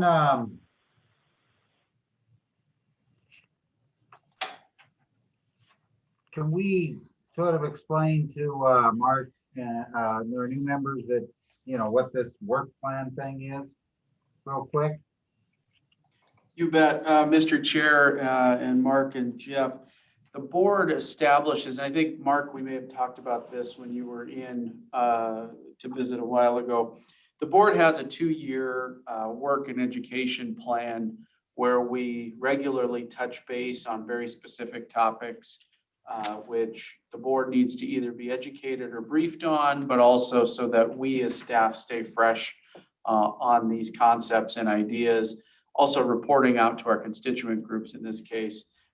We now have something to talk through with Department of Administration and the State Financial Services Division as we discuss cash movement and those sorts of things. So for this particular month, cash management of state monies will be the board education topic that we will touch on. We also do deep dives into the individual asset classes from time to time. International equities will be forthcoming. So for this month, your education component, in addition to our regular updates and those action items we have for you, Kirsten and John with the fixed income team will walk through how we manage the state of Montana's cash assets. So work plan itself is in the manual behind tab J. For anybody that wants to look ahead to the next exciting topic. John, not that we're looking ahead beyond you and Kurt. Well, thank you, Mr. Chairman and members of the board. My name's John Ramasco. I'm the Director of Fixed Income. Been with the board. It'll be 20 years in June, so fair warning, Putnam for the party. And Kirsten and I would like to go over cash movement and cash management of the state monies in tab 6. Among other things, the Montana Code requires the Board of Investments to determine surplus treasury cash available for investment. So in essence, that means we balance the state's checkbook. And Kirsten and I would like to go over how we do that.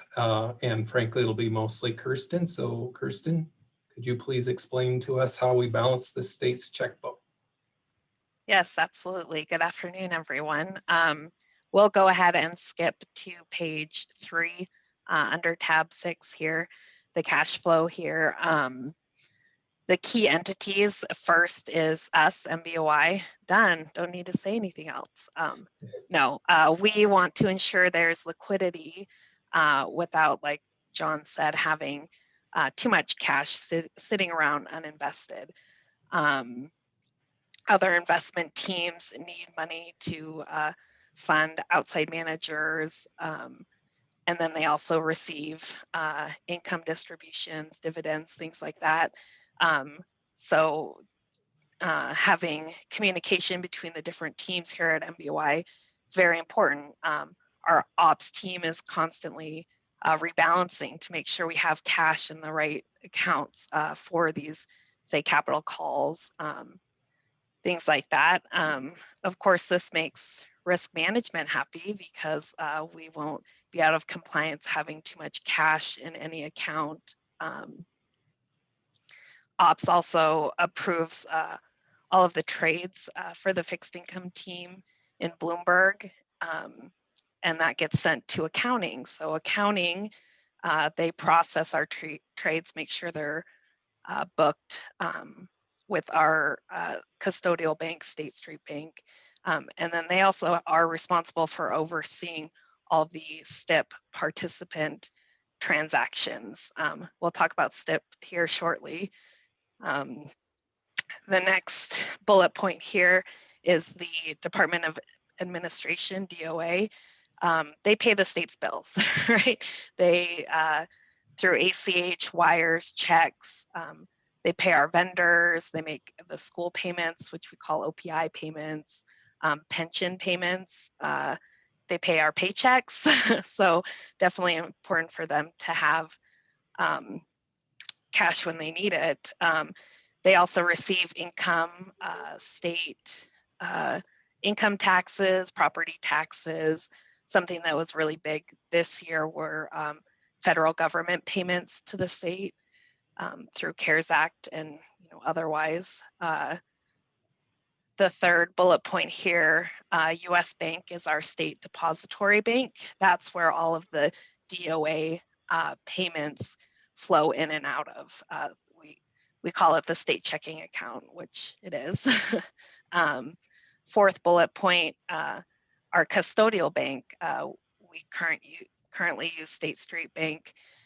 All of our investment flows go through here. So sales, maturities, income, investment income flows through here. And like the name suggests, they have custody of all those securities. At the bottom here, we have a lovely yet complicated chart for you of how the flows go here. Like I started with, it's really important for all these key entities in the groups at BOI to work together to keep a positive balance at US Bank. Nobody on fixed income wants to get called during our lunch from Dan Villa and ask why the state's checking account is negative. So that's a goal for us. The last thing I do every night before logging off is setting up an estimate for the next day for STIP. So I take a summary from DOA that provides state cash flows.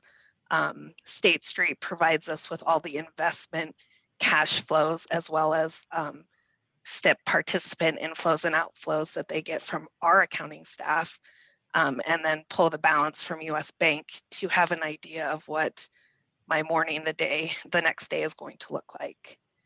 Don't worry, when we get to the Bloomberg presentation, we'll show you what the morning looks like. Are there any questions about this daily cash flow here or any of the key entities? Great. The next page here, our short-term investment pool STIP provides liquidity. Kristen, could I just, when you say US Bank, do you use the local US Bank or what entity with US Bank do you work with?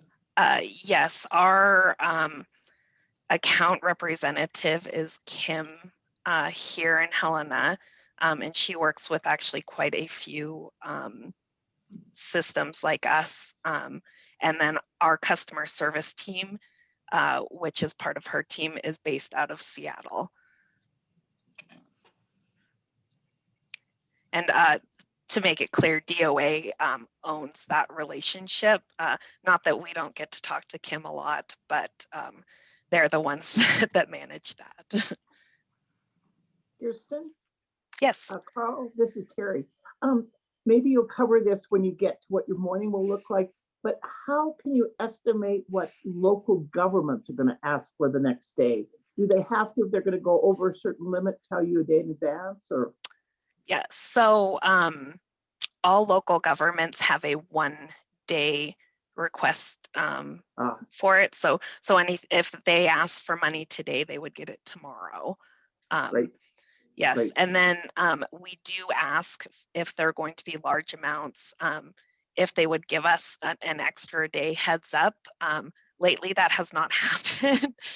So we've had a few days in the last month that I would say we've had 40 to 50 million from a local government request cash. And luckily, when we talk about liquidity, I've been running our liquidity a little high, so it hasn't been a problem. And then we also, try to have enough for those things. But Why hasn't it happened lately, Christy?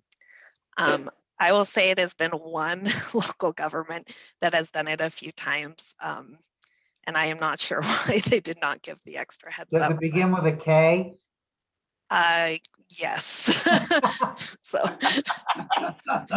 I'm just kidding. I don't know who it is. April just tells me that someone requested this and didn't give a heads up. And I say, yeah, we can handle it. But I believe there is a handshake agreement that if we had to go back and say you need to wait one extra day, that they would have to accommodate that. So Thank you. yes. Great. So STIP provides liquidity for all aspects of cash management. That's the pension funds, state agencies, the general fund, and local governments who choose to participate. So our focus is safety first. We want to preserve the principal for all of our participants. Liquidity second, provide our participants with that 1-day liquidity. And then income third, which right now, income in the short-term markets is very hard to come by, as we'll show you later when we get to the Bloomberg screens. Cash management is part of managing STIP. I wanted to point out, can anyone use STIP? No, we're a really exclusive club. The local governments can choose to participate, but state agencies have to be authorized by law to have their own STIP account. Otherwise, they participate in Treasurer's Fund. Why that matters, and John's going to talk about Treasurer's Fund shortly, but why that matters is if an agency has their own STIP account, they are allowed to keep their STIP earnings, the income from that. Whereas if they participate in Treasurer's Fund, that income goes to the general fund. So something to keep in mind. The next slide here shows the STIP assets. There's seasonality of STIP, with a peak every May and November. It's been a little muted the last couple of years due to the increase in the balance of STIP. I will point out that this does not include the STIP reserve, which is just over $53.4 million right now. I don't know if you have any questions here. I show this to say, this is a lot of money that we're managing, and a lot of transactions for ops to process, for accounting to process. So. I have a question. Yeah, Mark first, Gary, then you. So previously, prior to about 2018 or so, it's been pretty stable at a fairly low level. The STIP transactions, but then it's jumping up. Why is that? Well, I took over management about then, but I don't think that is why it's been going up. I just like to give John a hard time. A part of it is local governments. The percentage of STIP through 2008 through now has stayed really steady between the 35 to 40% overall of STIP. Some of it is, our pensions have grown. So again, the percentage of cash in the pensions, in the trust fund, in state fund has stayed about the same, but as those assets grow under management, the balance of STIP increases. And then as John will show you later, the treasurer's fund balance has also increased those last few years. Most of which is in STIP. I should say that as well. Kirsten, I always forget the details of our reserve. What's our upper limit, and just can you just give a brief update on how that's set and so on? Sure. So we technically don't have an upper limit. We turned it off when we reached, I want to say it was over 1.25% of STIP. We turned the reserve back on January 1st of this year. Again, due to the increase in the balance of, as you see at the very end of 2020, the balance went up and we were then below what we say we will be at, which is 1.15% of STIP, at least get there within 3 years. So we're currently reserving what comes out to about 3 basis points of STIP income. And that's just so that we can reach that 1.15 within 3 years if the STIP balance stays as high as it is currently. And one last question, how long did you not reserve because we were below? Or I mean above, sorry. Yeah, because we were above. That was probably, John, correct me if I'm wrong, but I believe about a year that we had it turned off. 9 months. We turned it off in March at the same time we turned off the spread in the intercap program. Oh, okay. Great. Thank you. Thanks. Great. So STIP liquidity here, we can buy securities anywhere between 1 day and out to 2 years. As I mentioned a little earlier, our daily liquidity at year end was 18.5% and weekly liquidity at 23.4%. We're currently sitting about the same there, and thinking is the very front end of the yield curve is very flat. It's hard to get any additional benefit from going out there. Secondly, with the legislature in session currently, some cash flows are unknown right now, so having additional liquidity doesn't hurt. Of course, liquidity isn't the only thing we manage in STIP. We have a maximum weighted average maturity of 60 days.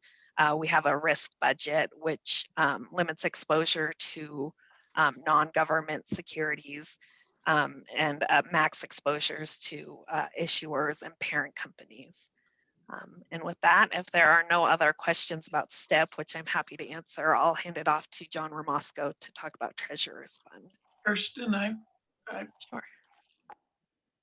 Go ahead, Bruce. Earl, I got a question. Yeah, So, please. Maybe after 2 years, I might start to understand some of this, so you'll find out from my question. Would you anticipate then that those daily and weekly liquidity numbers might start to go down a little bit as interest rates go up, and you might look at a little bit longer term investments? Yes, I think if, and when again, we're talking about the very front end of the yield curve. So we'll show you when we do Bloomberg, some of the long end of the yield curve has already begun to steepen with the anticipation of yield curves going up sometime in the future. But the front end is still very, very flat. So if we do see that front end start to steepen, then yes, the liquidity would begin to go down in that near term. Again, assuming yeah, our outflows are known. It's a little bit difficult with, a lot of those CARES Act funds came in and now they are in step maybe in an agency or things, and it takes time to spend that money for them. So although it's spent for the state, it maybe hasn't actually gone out the door in a few places. Okay, thanks. You're welcome. Well, thanks, Kirsten. I'm going to talk a little bit about the Treasurer's Fund. As Kirsten mentioned, the Treasurer's Fund is made up of the state's general fund and funds of all agencies not otherwise allowed to keep the interest on their earnings. First thing we want to protect against is any loss of principal. So safety first, liquidity second, income third. Allowable investments include STIP. That's the vast majority of the investments in the Treasurer's Fund. We can also invest in Treasury and agency securities out to a maturity of 3 years. There are some other investments that could be put on us, so to speak, including some of the things that we guarantee through MBOI Resolution 219, possibly state warrants or other securities authorized by code. In my tenure here, we've never had that put on the Treasurer's Fund. So while it's a possibility, it's not something that we envision as likely. Much like the STIP assets, you can see a dramatic increase on slide 8 in Treasurer's Fund assets. This is mainly almost entirely due to the $1.2 billion that was received in COVID funds and CARES Act funds in the calendar year 2020. That was all required to be expended by the end of the year. You can see that then the balance came down fairly significantly there at the end of the year. I mentioned that we can buy treasuries and agency securities out to 3 years, and we have done that in the past. We are limited in the amount that we can do to 1/2 the projected fiscal year end general fund balance. We have not bought any of those securities in several years. You can see from the graph on slide 9 why that is.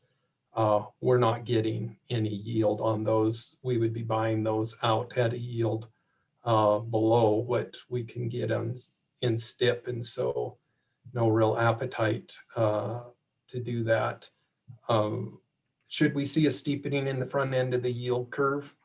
Yeah, we might look at that and buy some longer securities to take advantage of rising rates sooner than we could if we just left it in STIP. As Kirsten said, and given the Fed, what the Federal Reserve has done, we don't envision that happening anytime soon. And with that, take any questions on Treasurer's Fund. John or Dan Villa, is there any rhyme or reason as to which agencies have their own STIP account and which ones are in Treasury, or is that just a product of? It's a function of legislation. So some agencies are allowed to keep their own interest. Some agencies have to return that interest that they earn to the general fund. So it just depends on source of the revenues and then how the legislature appropriates those funds. Budget directors hate funds that get to keep their own interest because then it can't go to the general fund. Vouch for that. I've got a question, might be for John, but I'm worried, or not worried, but can you talk a little bit about our backup plan if a bus hit John or a bus hit Kirsten. It's to make sure all that functions. Yeah, it's something we've talked about a lot. So right now, it's me. So we've got three of us that are able to do STIP. I've done it in the past, obviously. Once we get past, some of the COVID stuff here and we get people back into the office, I'm not saying this will be overnight, but John and I have talked, quite a bit about John Carpenter and Kelsey starting to work on trading. They have Bloomberg setups and things now at home, but we felt like, learning STIP and being able to learn how to be a backup for the STIP portfolio broadly is just kind of difficult to do when you're over Zoom and things and we can't stand there and help. Broadly speaking, we've kind of always said from the point that Kirsten first walked through the door, she got thrown into the fire pretty quick because we said, okay, we want to have at least 3 people that know how to do this because it is one of the most critical functions that we perform and the most high profile functions that we perform at the board. And if things don't go right, there's a lot of people that are squawking, and Kirsten mentioned a number of them, like, hey, if you didn't get your paycheck today because we didn't get cash sent out the door, or you couldn't make your payment to the schools, certainly somebody's going to be on the phone with probably Dan first, and then he's going to call me, and It will roll downhill from it's there. going to roll quickly. And quite honestly, Kirsten and John do a phenomenal job of making sure that things happen flawlessly every day. And honestly, it doesn't go flawlessly every single day. I would say it does 99% of the time, but when it doesn't, they're on it. And so is accounting and ops and everybody that's involved. And there are occasionally those little fire drills. Kirsten mentioned one with, an entity that doesn't tell us, and they're not the only ones that, suddenly we see something drop. The CARES Act stuff was, you guys, the board members that were here before, remember from last year, we got 625 million dropped on us at 1:30 in the afternoon and managed to get it all put to work before the markets essentially closed at 2. So happens occasionally, and knock on wood, we've done, I think, an excellent job of making sure that the train runs on time. Good. Yeah, Bruce. Or John, Kirsten, so have you got an idea of what the CARES Act funds did end up yielding to the Treasury Fund? Because that was quite a bit of money in there for some period of time. Yeah, so Bruce, what we did with the initial CARES Act money is we were worried about it diluting the yield for the rest of the STIP participants. We were uncertain as to whether or not any earnings would have to be returned to the federal government. So we did not initially invest that money, a lot of that money into the STIP fund. Instead, what we did was buy a ladder of short treasury bills in the treasurer's fund to carry that money. So by doing that, we were able to not dilute the earnings in the STIP fund. We bought those, to yield anywhere from 4 to 15 basis points. If we'd thrown that into STIP, it would have diluted the yield by probably 10 to 20 basis points for existing participants. Mm-hmm. Bruce, did that answer your question? Well, it answered part of the question that I didn't ask, but that's an important answer. But even a little bit of a yield on that much money, did contribute something to the Treasury Fund and then into the state general fund. So have you got a ballpark figure on that? The closest thing I have for you right now is the treasurer's fund earnings for the general fund for fiscal year 2020. So probably wouldn't have much of that CARES Act fund, since I think those were sent out in April or so last year. But the STIP earnings there were $18 million. So if that kind of gives you an idea of what the treasurer's fund is earning for the general fund. Okay. Bruce, the CARES Act funds had to be segregated within the treasurer's fund. So for us, it's one big fund, but once it gets to D of A, they do the individual accounting of who's got which share. CARES Act was actually specifically segregated, and the fund, any earnings from that fund had to go toward the purposes of the CARES Act. So it didn't give anything to the general fund. It just enhanced the amount of money available for those purposes authorized under the act. No, I appreciate that. It's just that, what I'm getting at is maybe some, prudent use of the federal money by the Montana Board of Investments, maybe leveraged the federal funds a little bit in Montana, whereas that may or may not have happened in other states. So that's what I was getting at.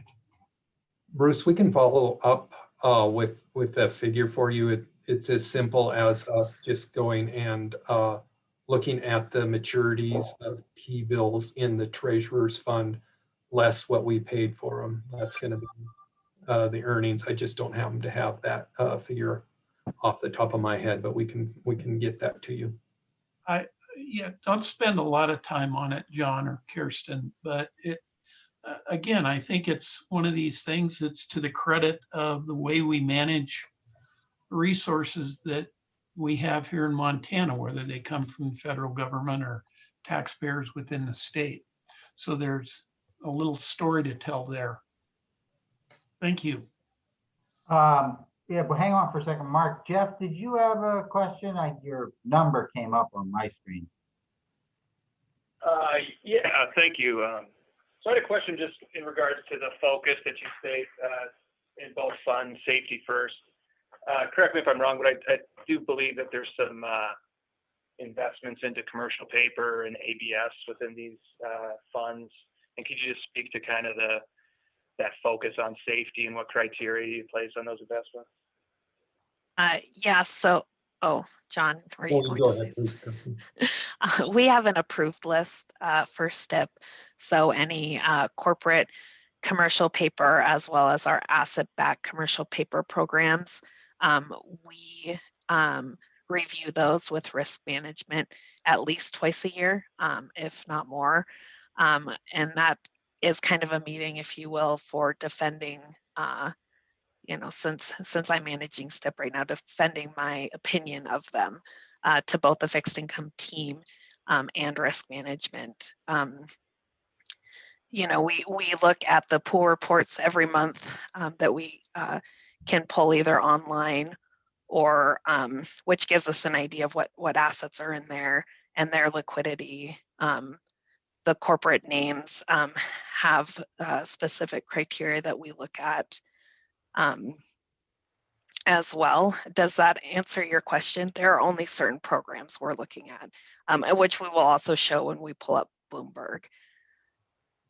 Okay, yeah, maybe it'll get there. So it's an issuer-based approval with, semi-annual due diligence, and then is there a specific, does it have to be investment grade? Yes, they all have to be rated at least A1, P1, F1 by at least two rating agencies for the commercial paper programs. And then are you guys required to divest of those if there's a downgrade? We are allowed to hold them to maturity, or we can choose to hold on to them. I guess the most recent CCP, corporate commercial paper example I have is I bought Boeing after they had one crash and they got downgraded after the second accident, and we held onto that piece of paper. Granted, we had, it was a small piece, it was less than 0.5% of STIP, but we held on to that hoping they would not go bankrupt in the next 8 months. I shouldn't say hoping, we knew they wouldn't go bankrupt, at least not in 8 months. It's the people who have the 20 or 30-year paper that should be worried about a corporation like that. And Kirsten, did you have to who do you have to justify that to? First, John Ramosco, our fixed income team. Second, CIO. Dan Villa would also have a say if he, is worried about something. He can absolutely say that's not something we should hold in anything. Risk management, of course, can ask questions as well. So it's a pretty broad group of people. Yeah, I just wanted to add, that was one of the major reasons that we developed the STIP reserve. If you recall back to 2007, 2008 timeframe when things got really bad with the special investment vehicles, the SIVs, it was difficult. It was impossible at that time to sell those because we could not pass a loss through. One of the things the reserve allows us to do is if we think we have an asset in trouble, we can quickly sell it and use the reserve to absorb hopefully that modest loss. And Jeff, I would just add, Jeff, that we have limits as to how much we could do of that. So for instance, Kirsten referenced Boeing.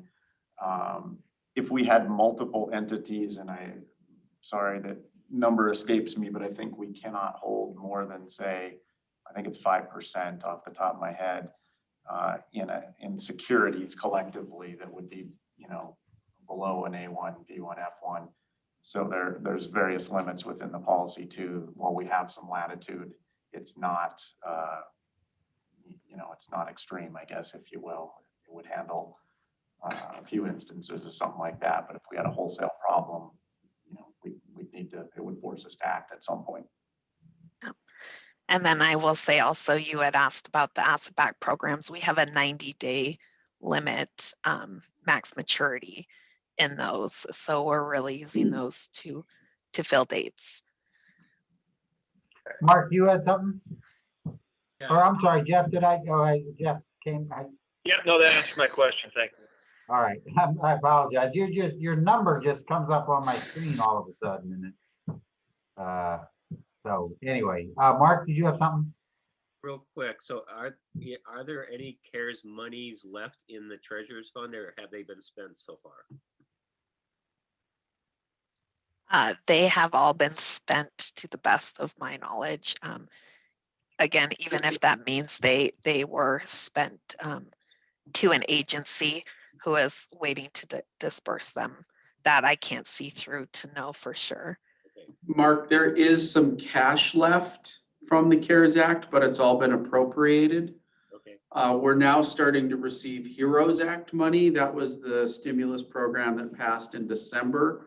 Another kudos to the fixed income team and the accounting team. We all of a sudden got $200 million one day, and no one in the state of Montana knew who it was for or where it was coming from. All we know is we got $200 million from West Virginia.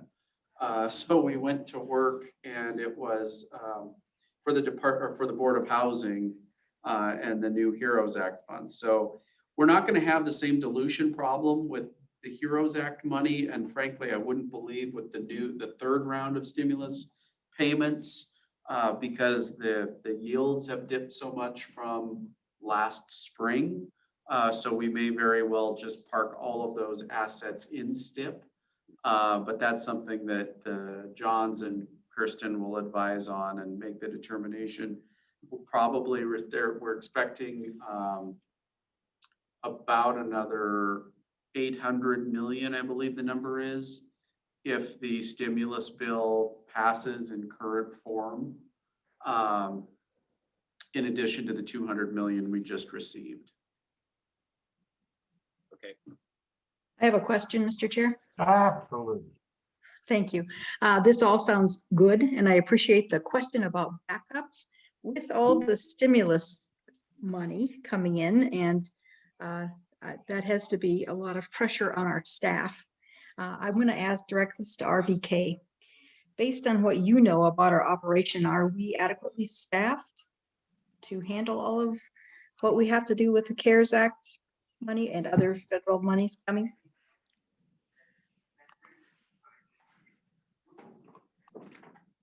Jim or Becky, do you want to take a shot at that, or I can? Yeah, I'll take a shot at that. Okay. And the answer is, we're not absolutely sure. But we would, because we've not done a flow analysis of the cash flow through your funds.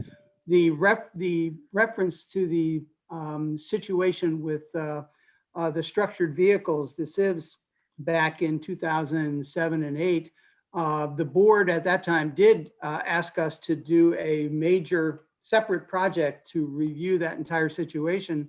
We collaborated with the staff, and there were all the changes that you see today began with the board's reaction to both that study and to the proposals that they got back from their staff. So I don't want to say that you're understaffed or overstaffed without actually looking at flows.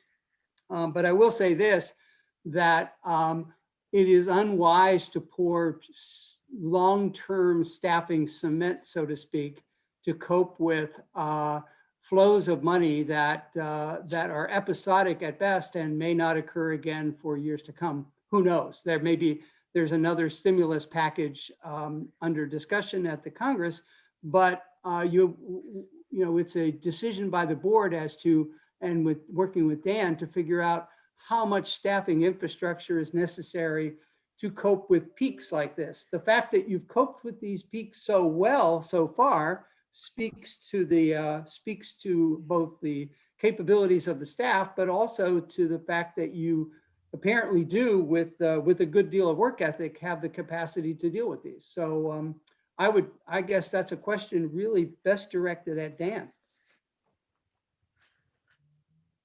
Wow, hold on, let me get these tire tracks off my back, Jim. Dan. I guess. It does say executive director on your business card. Yeah, exactly. Diane, what I'll say is we have a fantastic fixed income team.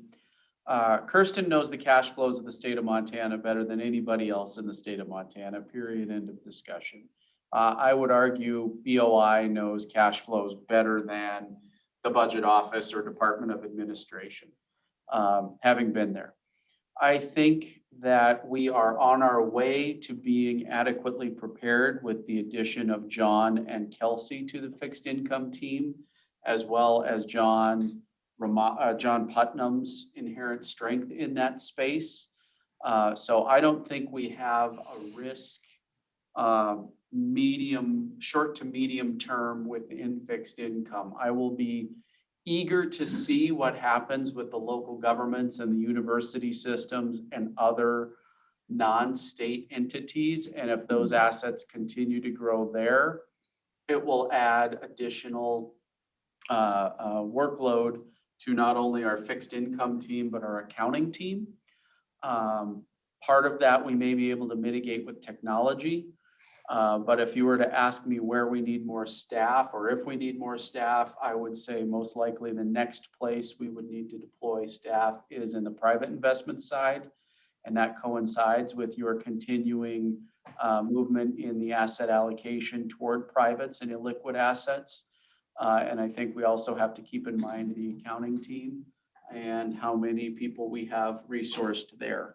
But I think within fixed income, we've got two very, very capable people in training that will increase our capacity tremendously within fixed income. And I'll make a final comment, and that it's a very general one, but I think it's true, having run other organizations, that you look at potential need to add capacity in three ways. One is, where is the growth going to come from? And Dan just mentioned privates, because they're complex and they are growing in complexity over time, as is your allocation. The second is just gross flows through the system. And as I said, you've coped with them so far from all the comments from your staff. But the third area where you want to keep an eye out for possible need to expand capacity is where you have a great deal of key person risk, key function risk. And but I think Dan is an expert on all of these, so I would again defer to him. I'll stop there. Did you hear that, John? As long as you're coping, you don't get any more. All right, well, I would just observe, COVID a little bit of a blessing in disguise there for us. If Kirsten and I ate a bad burrito, we could still run STIP from home with the setups that we currently have. So hopefully don't get hit by a bus, but we're good under the bad burrito scenario. Maybe exhausted the possibility of that. So I'll turn it over to Kirsten for the conclusion, and then we can look at Bloomberg. Right. Well, as John and I both say, safety and liquidity are primary goals. STIP is critical for both state and local governments. Communication between, the key entities I spoke of earlier, as well as all the MBOI teams, makes everything run smoothly. And then I'll finally say that in the low interest rate environment we're currently in, earning income is challenging for our participants. And with that, we'll look at the Bloomberg here. Promised I'd show you what my morning looks like. The first page I pull up every day is this Bloomberg money market trading, BTMM. Here you can see a lot of what we call key rates, key market rates. SOFR, which is based on transactions for overnight repo, down to 3 basis points. Our DDA deposit account, if you will, at State Street is SOFR flat. We also have quite a few agency securities that float off of the SOFR rate. So that's something I always want to keep an eye on. Right next to it is the Fed funds rate. Over on the right side, there is the LIBOR, which, as we've mentioned before, is going away at some point, even though they kicked the can down the road another 6 months from last time we talked about it. We currently have very few securities left that are floating off of LIBOR. John, correct me if I'm wrong, but I think only one, maybe 2. I don't buy them for STIP currently. And then there's also the commercial paper.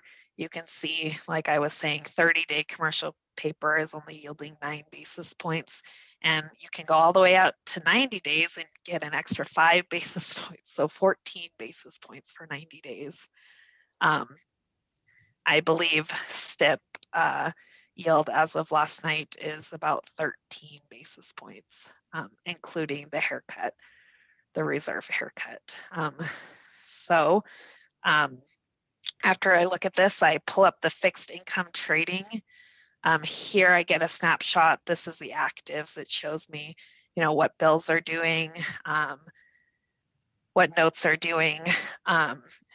The red and green are based off of prices. So the green would mean the prices are going up. That's bad if you already hold the bad if you already hold this, or good if you already hold the securities. The red is good if you want to buy those securities because the price is going down, which means the yield is going up. If you're a visual person like me, you can pull up the yield curve, which is this next one here. John has already pulled up our current curve. I was talking about the long end steepening compared to the beginning of the year, which is that goldish curve there. Just important to note that either way, the front end of the curve is not very pretty, very flat, not a lot of yield to be found. So far, are there any questions on what we're showing you? I know I'm going through it kind of quickly. Great, because we don't operate in a bubble, also important to look at the world equity indices or the equity markets to see what is going on here as well. You know, John Putnam might see a sell-off in equity and say, let's take some money from fixed income and put it in the equity market. And so we need to have cash available for that as well. So again, important to know what the other groups are doing. Try to read John Putnam's mind. The next tab, the next tab here is our money market offerings and order management. It looks like John may have already sorted for our STIP names here, and then you can sort by yield and see that, yeah, there's some 90-day stuff that maybe is yielding a little more. But what's important to note is, say this was in the morning and I said, wow, that Chesham program, that looks great. You know, 19 basis points for 90 days. Well, then I probably go into our compliance manager, which is the next tab here. And the max 3% issuer report will show me if I have any room in that name. We have a 3% max for issuer. I do not want to go over that. Likely I'm not able to. I get a warning in Bloomberg if I try to buy over that. As you can see, I only have $11 million worth of room, so I would probably leave it as is and not invest in that. I also have a 40% max on asset-backed commercial paper. So in BDS, if I don't have my STIP book handy, which we talked about, I think a year ago, I have a paper book that has maturities and known outflows in it so that I make sure I have enough liquidity day to day. I can also see dates here, what days I have maturities here, and then also sort by our STIP sectors. So as you can see, I'm at 38% asset-backed CP. Been running this a little high because it's the only place to get yield right now. I can get 90-day CP, you know, much better than a 1 year corporate CP, or, you know, we'll say 10 basis points better than a 1 year T-bill. So hence the reason that's high there. And it also funds liquidity if it's shorter. So not a bad plan there. John, I don't know if you wanted to show how we buy a T-bill back in FIT. I know the T-bill market hasn't been very pretty, especially in the short end lately. So Well, let's just take a look. We'll see. We can even throw it out for bid and see what we get back. yeah, absolutely. Yeah,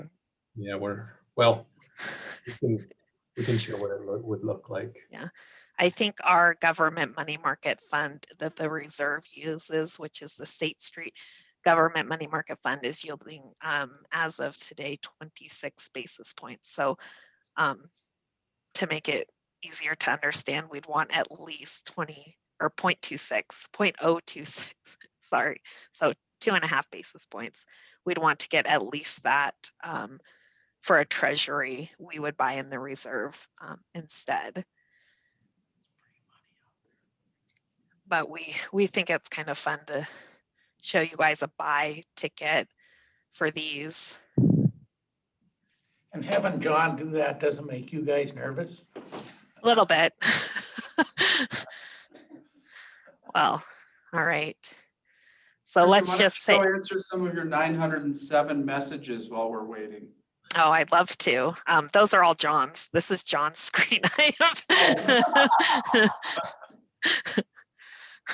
I have an empty inbox right now, I believe. But let's just say it had been a very long time since John Ramosko did a trade, and he is trying to buy $200 million of this T-bill.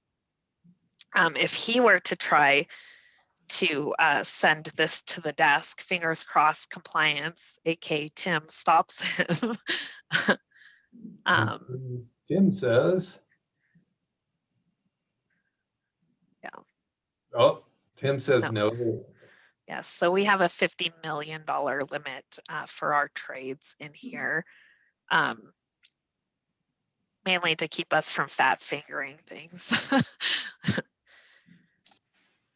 And I'm sorry to jump in here, but this is Tim. I'm the person they're talking about, and there is no fingers crossed here. Right.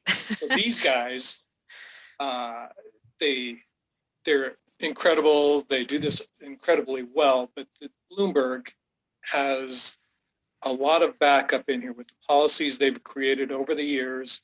It's not fingers crossed at all. It's just, you can't do it. The machine says no. So yeah, they rock, but so does Bloomberg, and they're, well, and Tim for setting it up for us. well, you guys tell me what to do and I just do it. So the machine says no, that's it? That's yes, it. you can. Yep.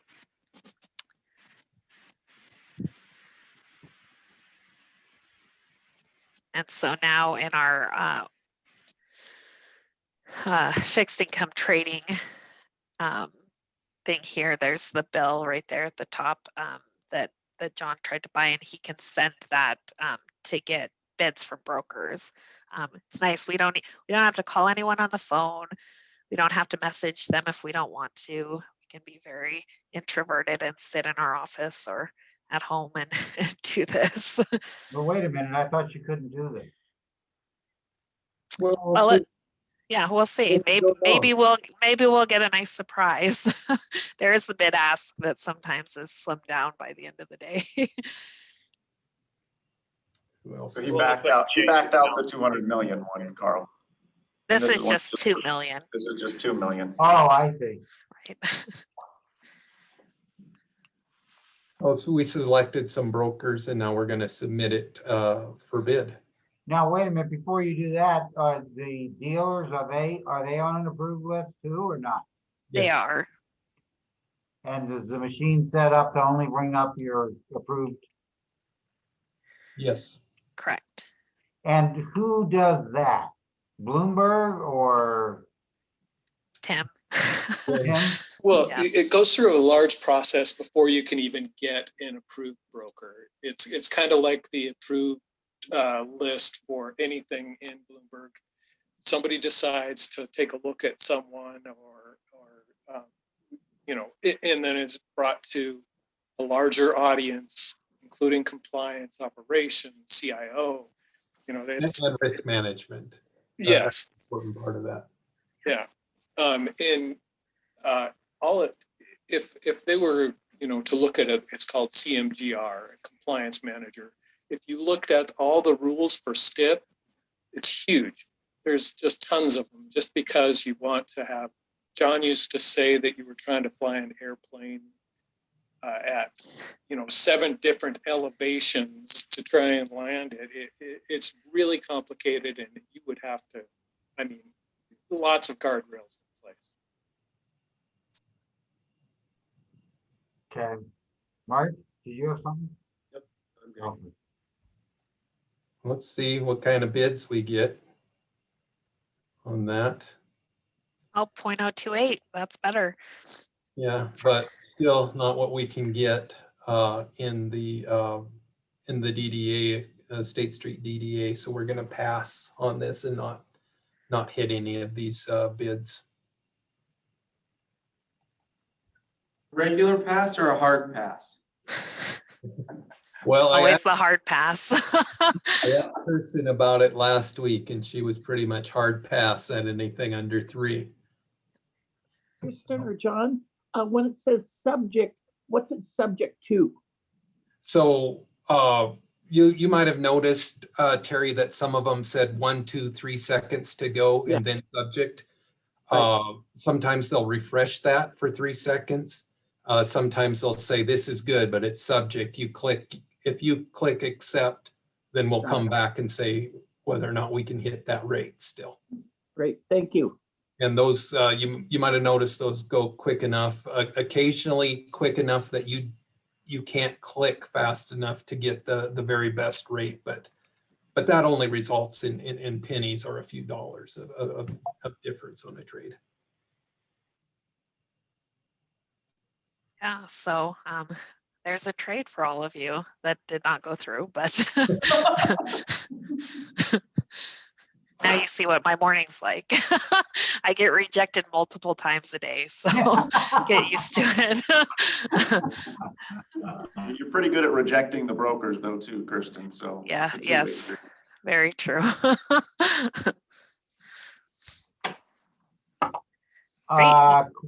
Questions for these guys? Carl, just a comment. I really like it when you guys show us how Bloomberg works. I think that's really useful for us and interesting. Yeah, thank you. Thank you. You always worry that you're going to look at it and say, hey, that looks like a lot of fun. You guys get paid for that? I wouldn't want to have to make a decision that 11 million wasn't enough room to do something. That seems a little bit, whoa. Yeah, definitely some big numbers we're working with here. All right. Okay, anything else for these guys? Well, thank you. Thank you. Once again, it's a great pleasure to hear from you too. So we've got a break scheduled. We had a 15-minute break scheduled. Can we come back at 3:05? Becky, do we put in too much? We had you on at 3, but can we delay it 5 minutes? Oh, we are totally fine. And where's Mark? Mark looks like he's in the cabinet room or something. What the hell? You know, it's Dan Villa was giving me trouble because I've been using, it's getting a little old at this point. It's the Federal Reserve Conference Room. I tried to get a theme in 2020. The theme was the Fed intervening massively and quickly. But I need another theme. So someone offered me one today, but I felt like I was plagiarizing. So I got to find something myself. Okay. Well, it's not much of a theme. All right, 3:05. Okay. All right. Thanks.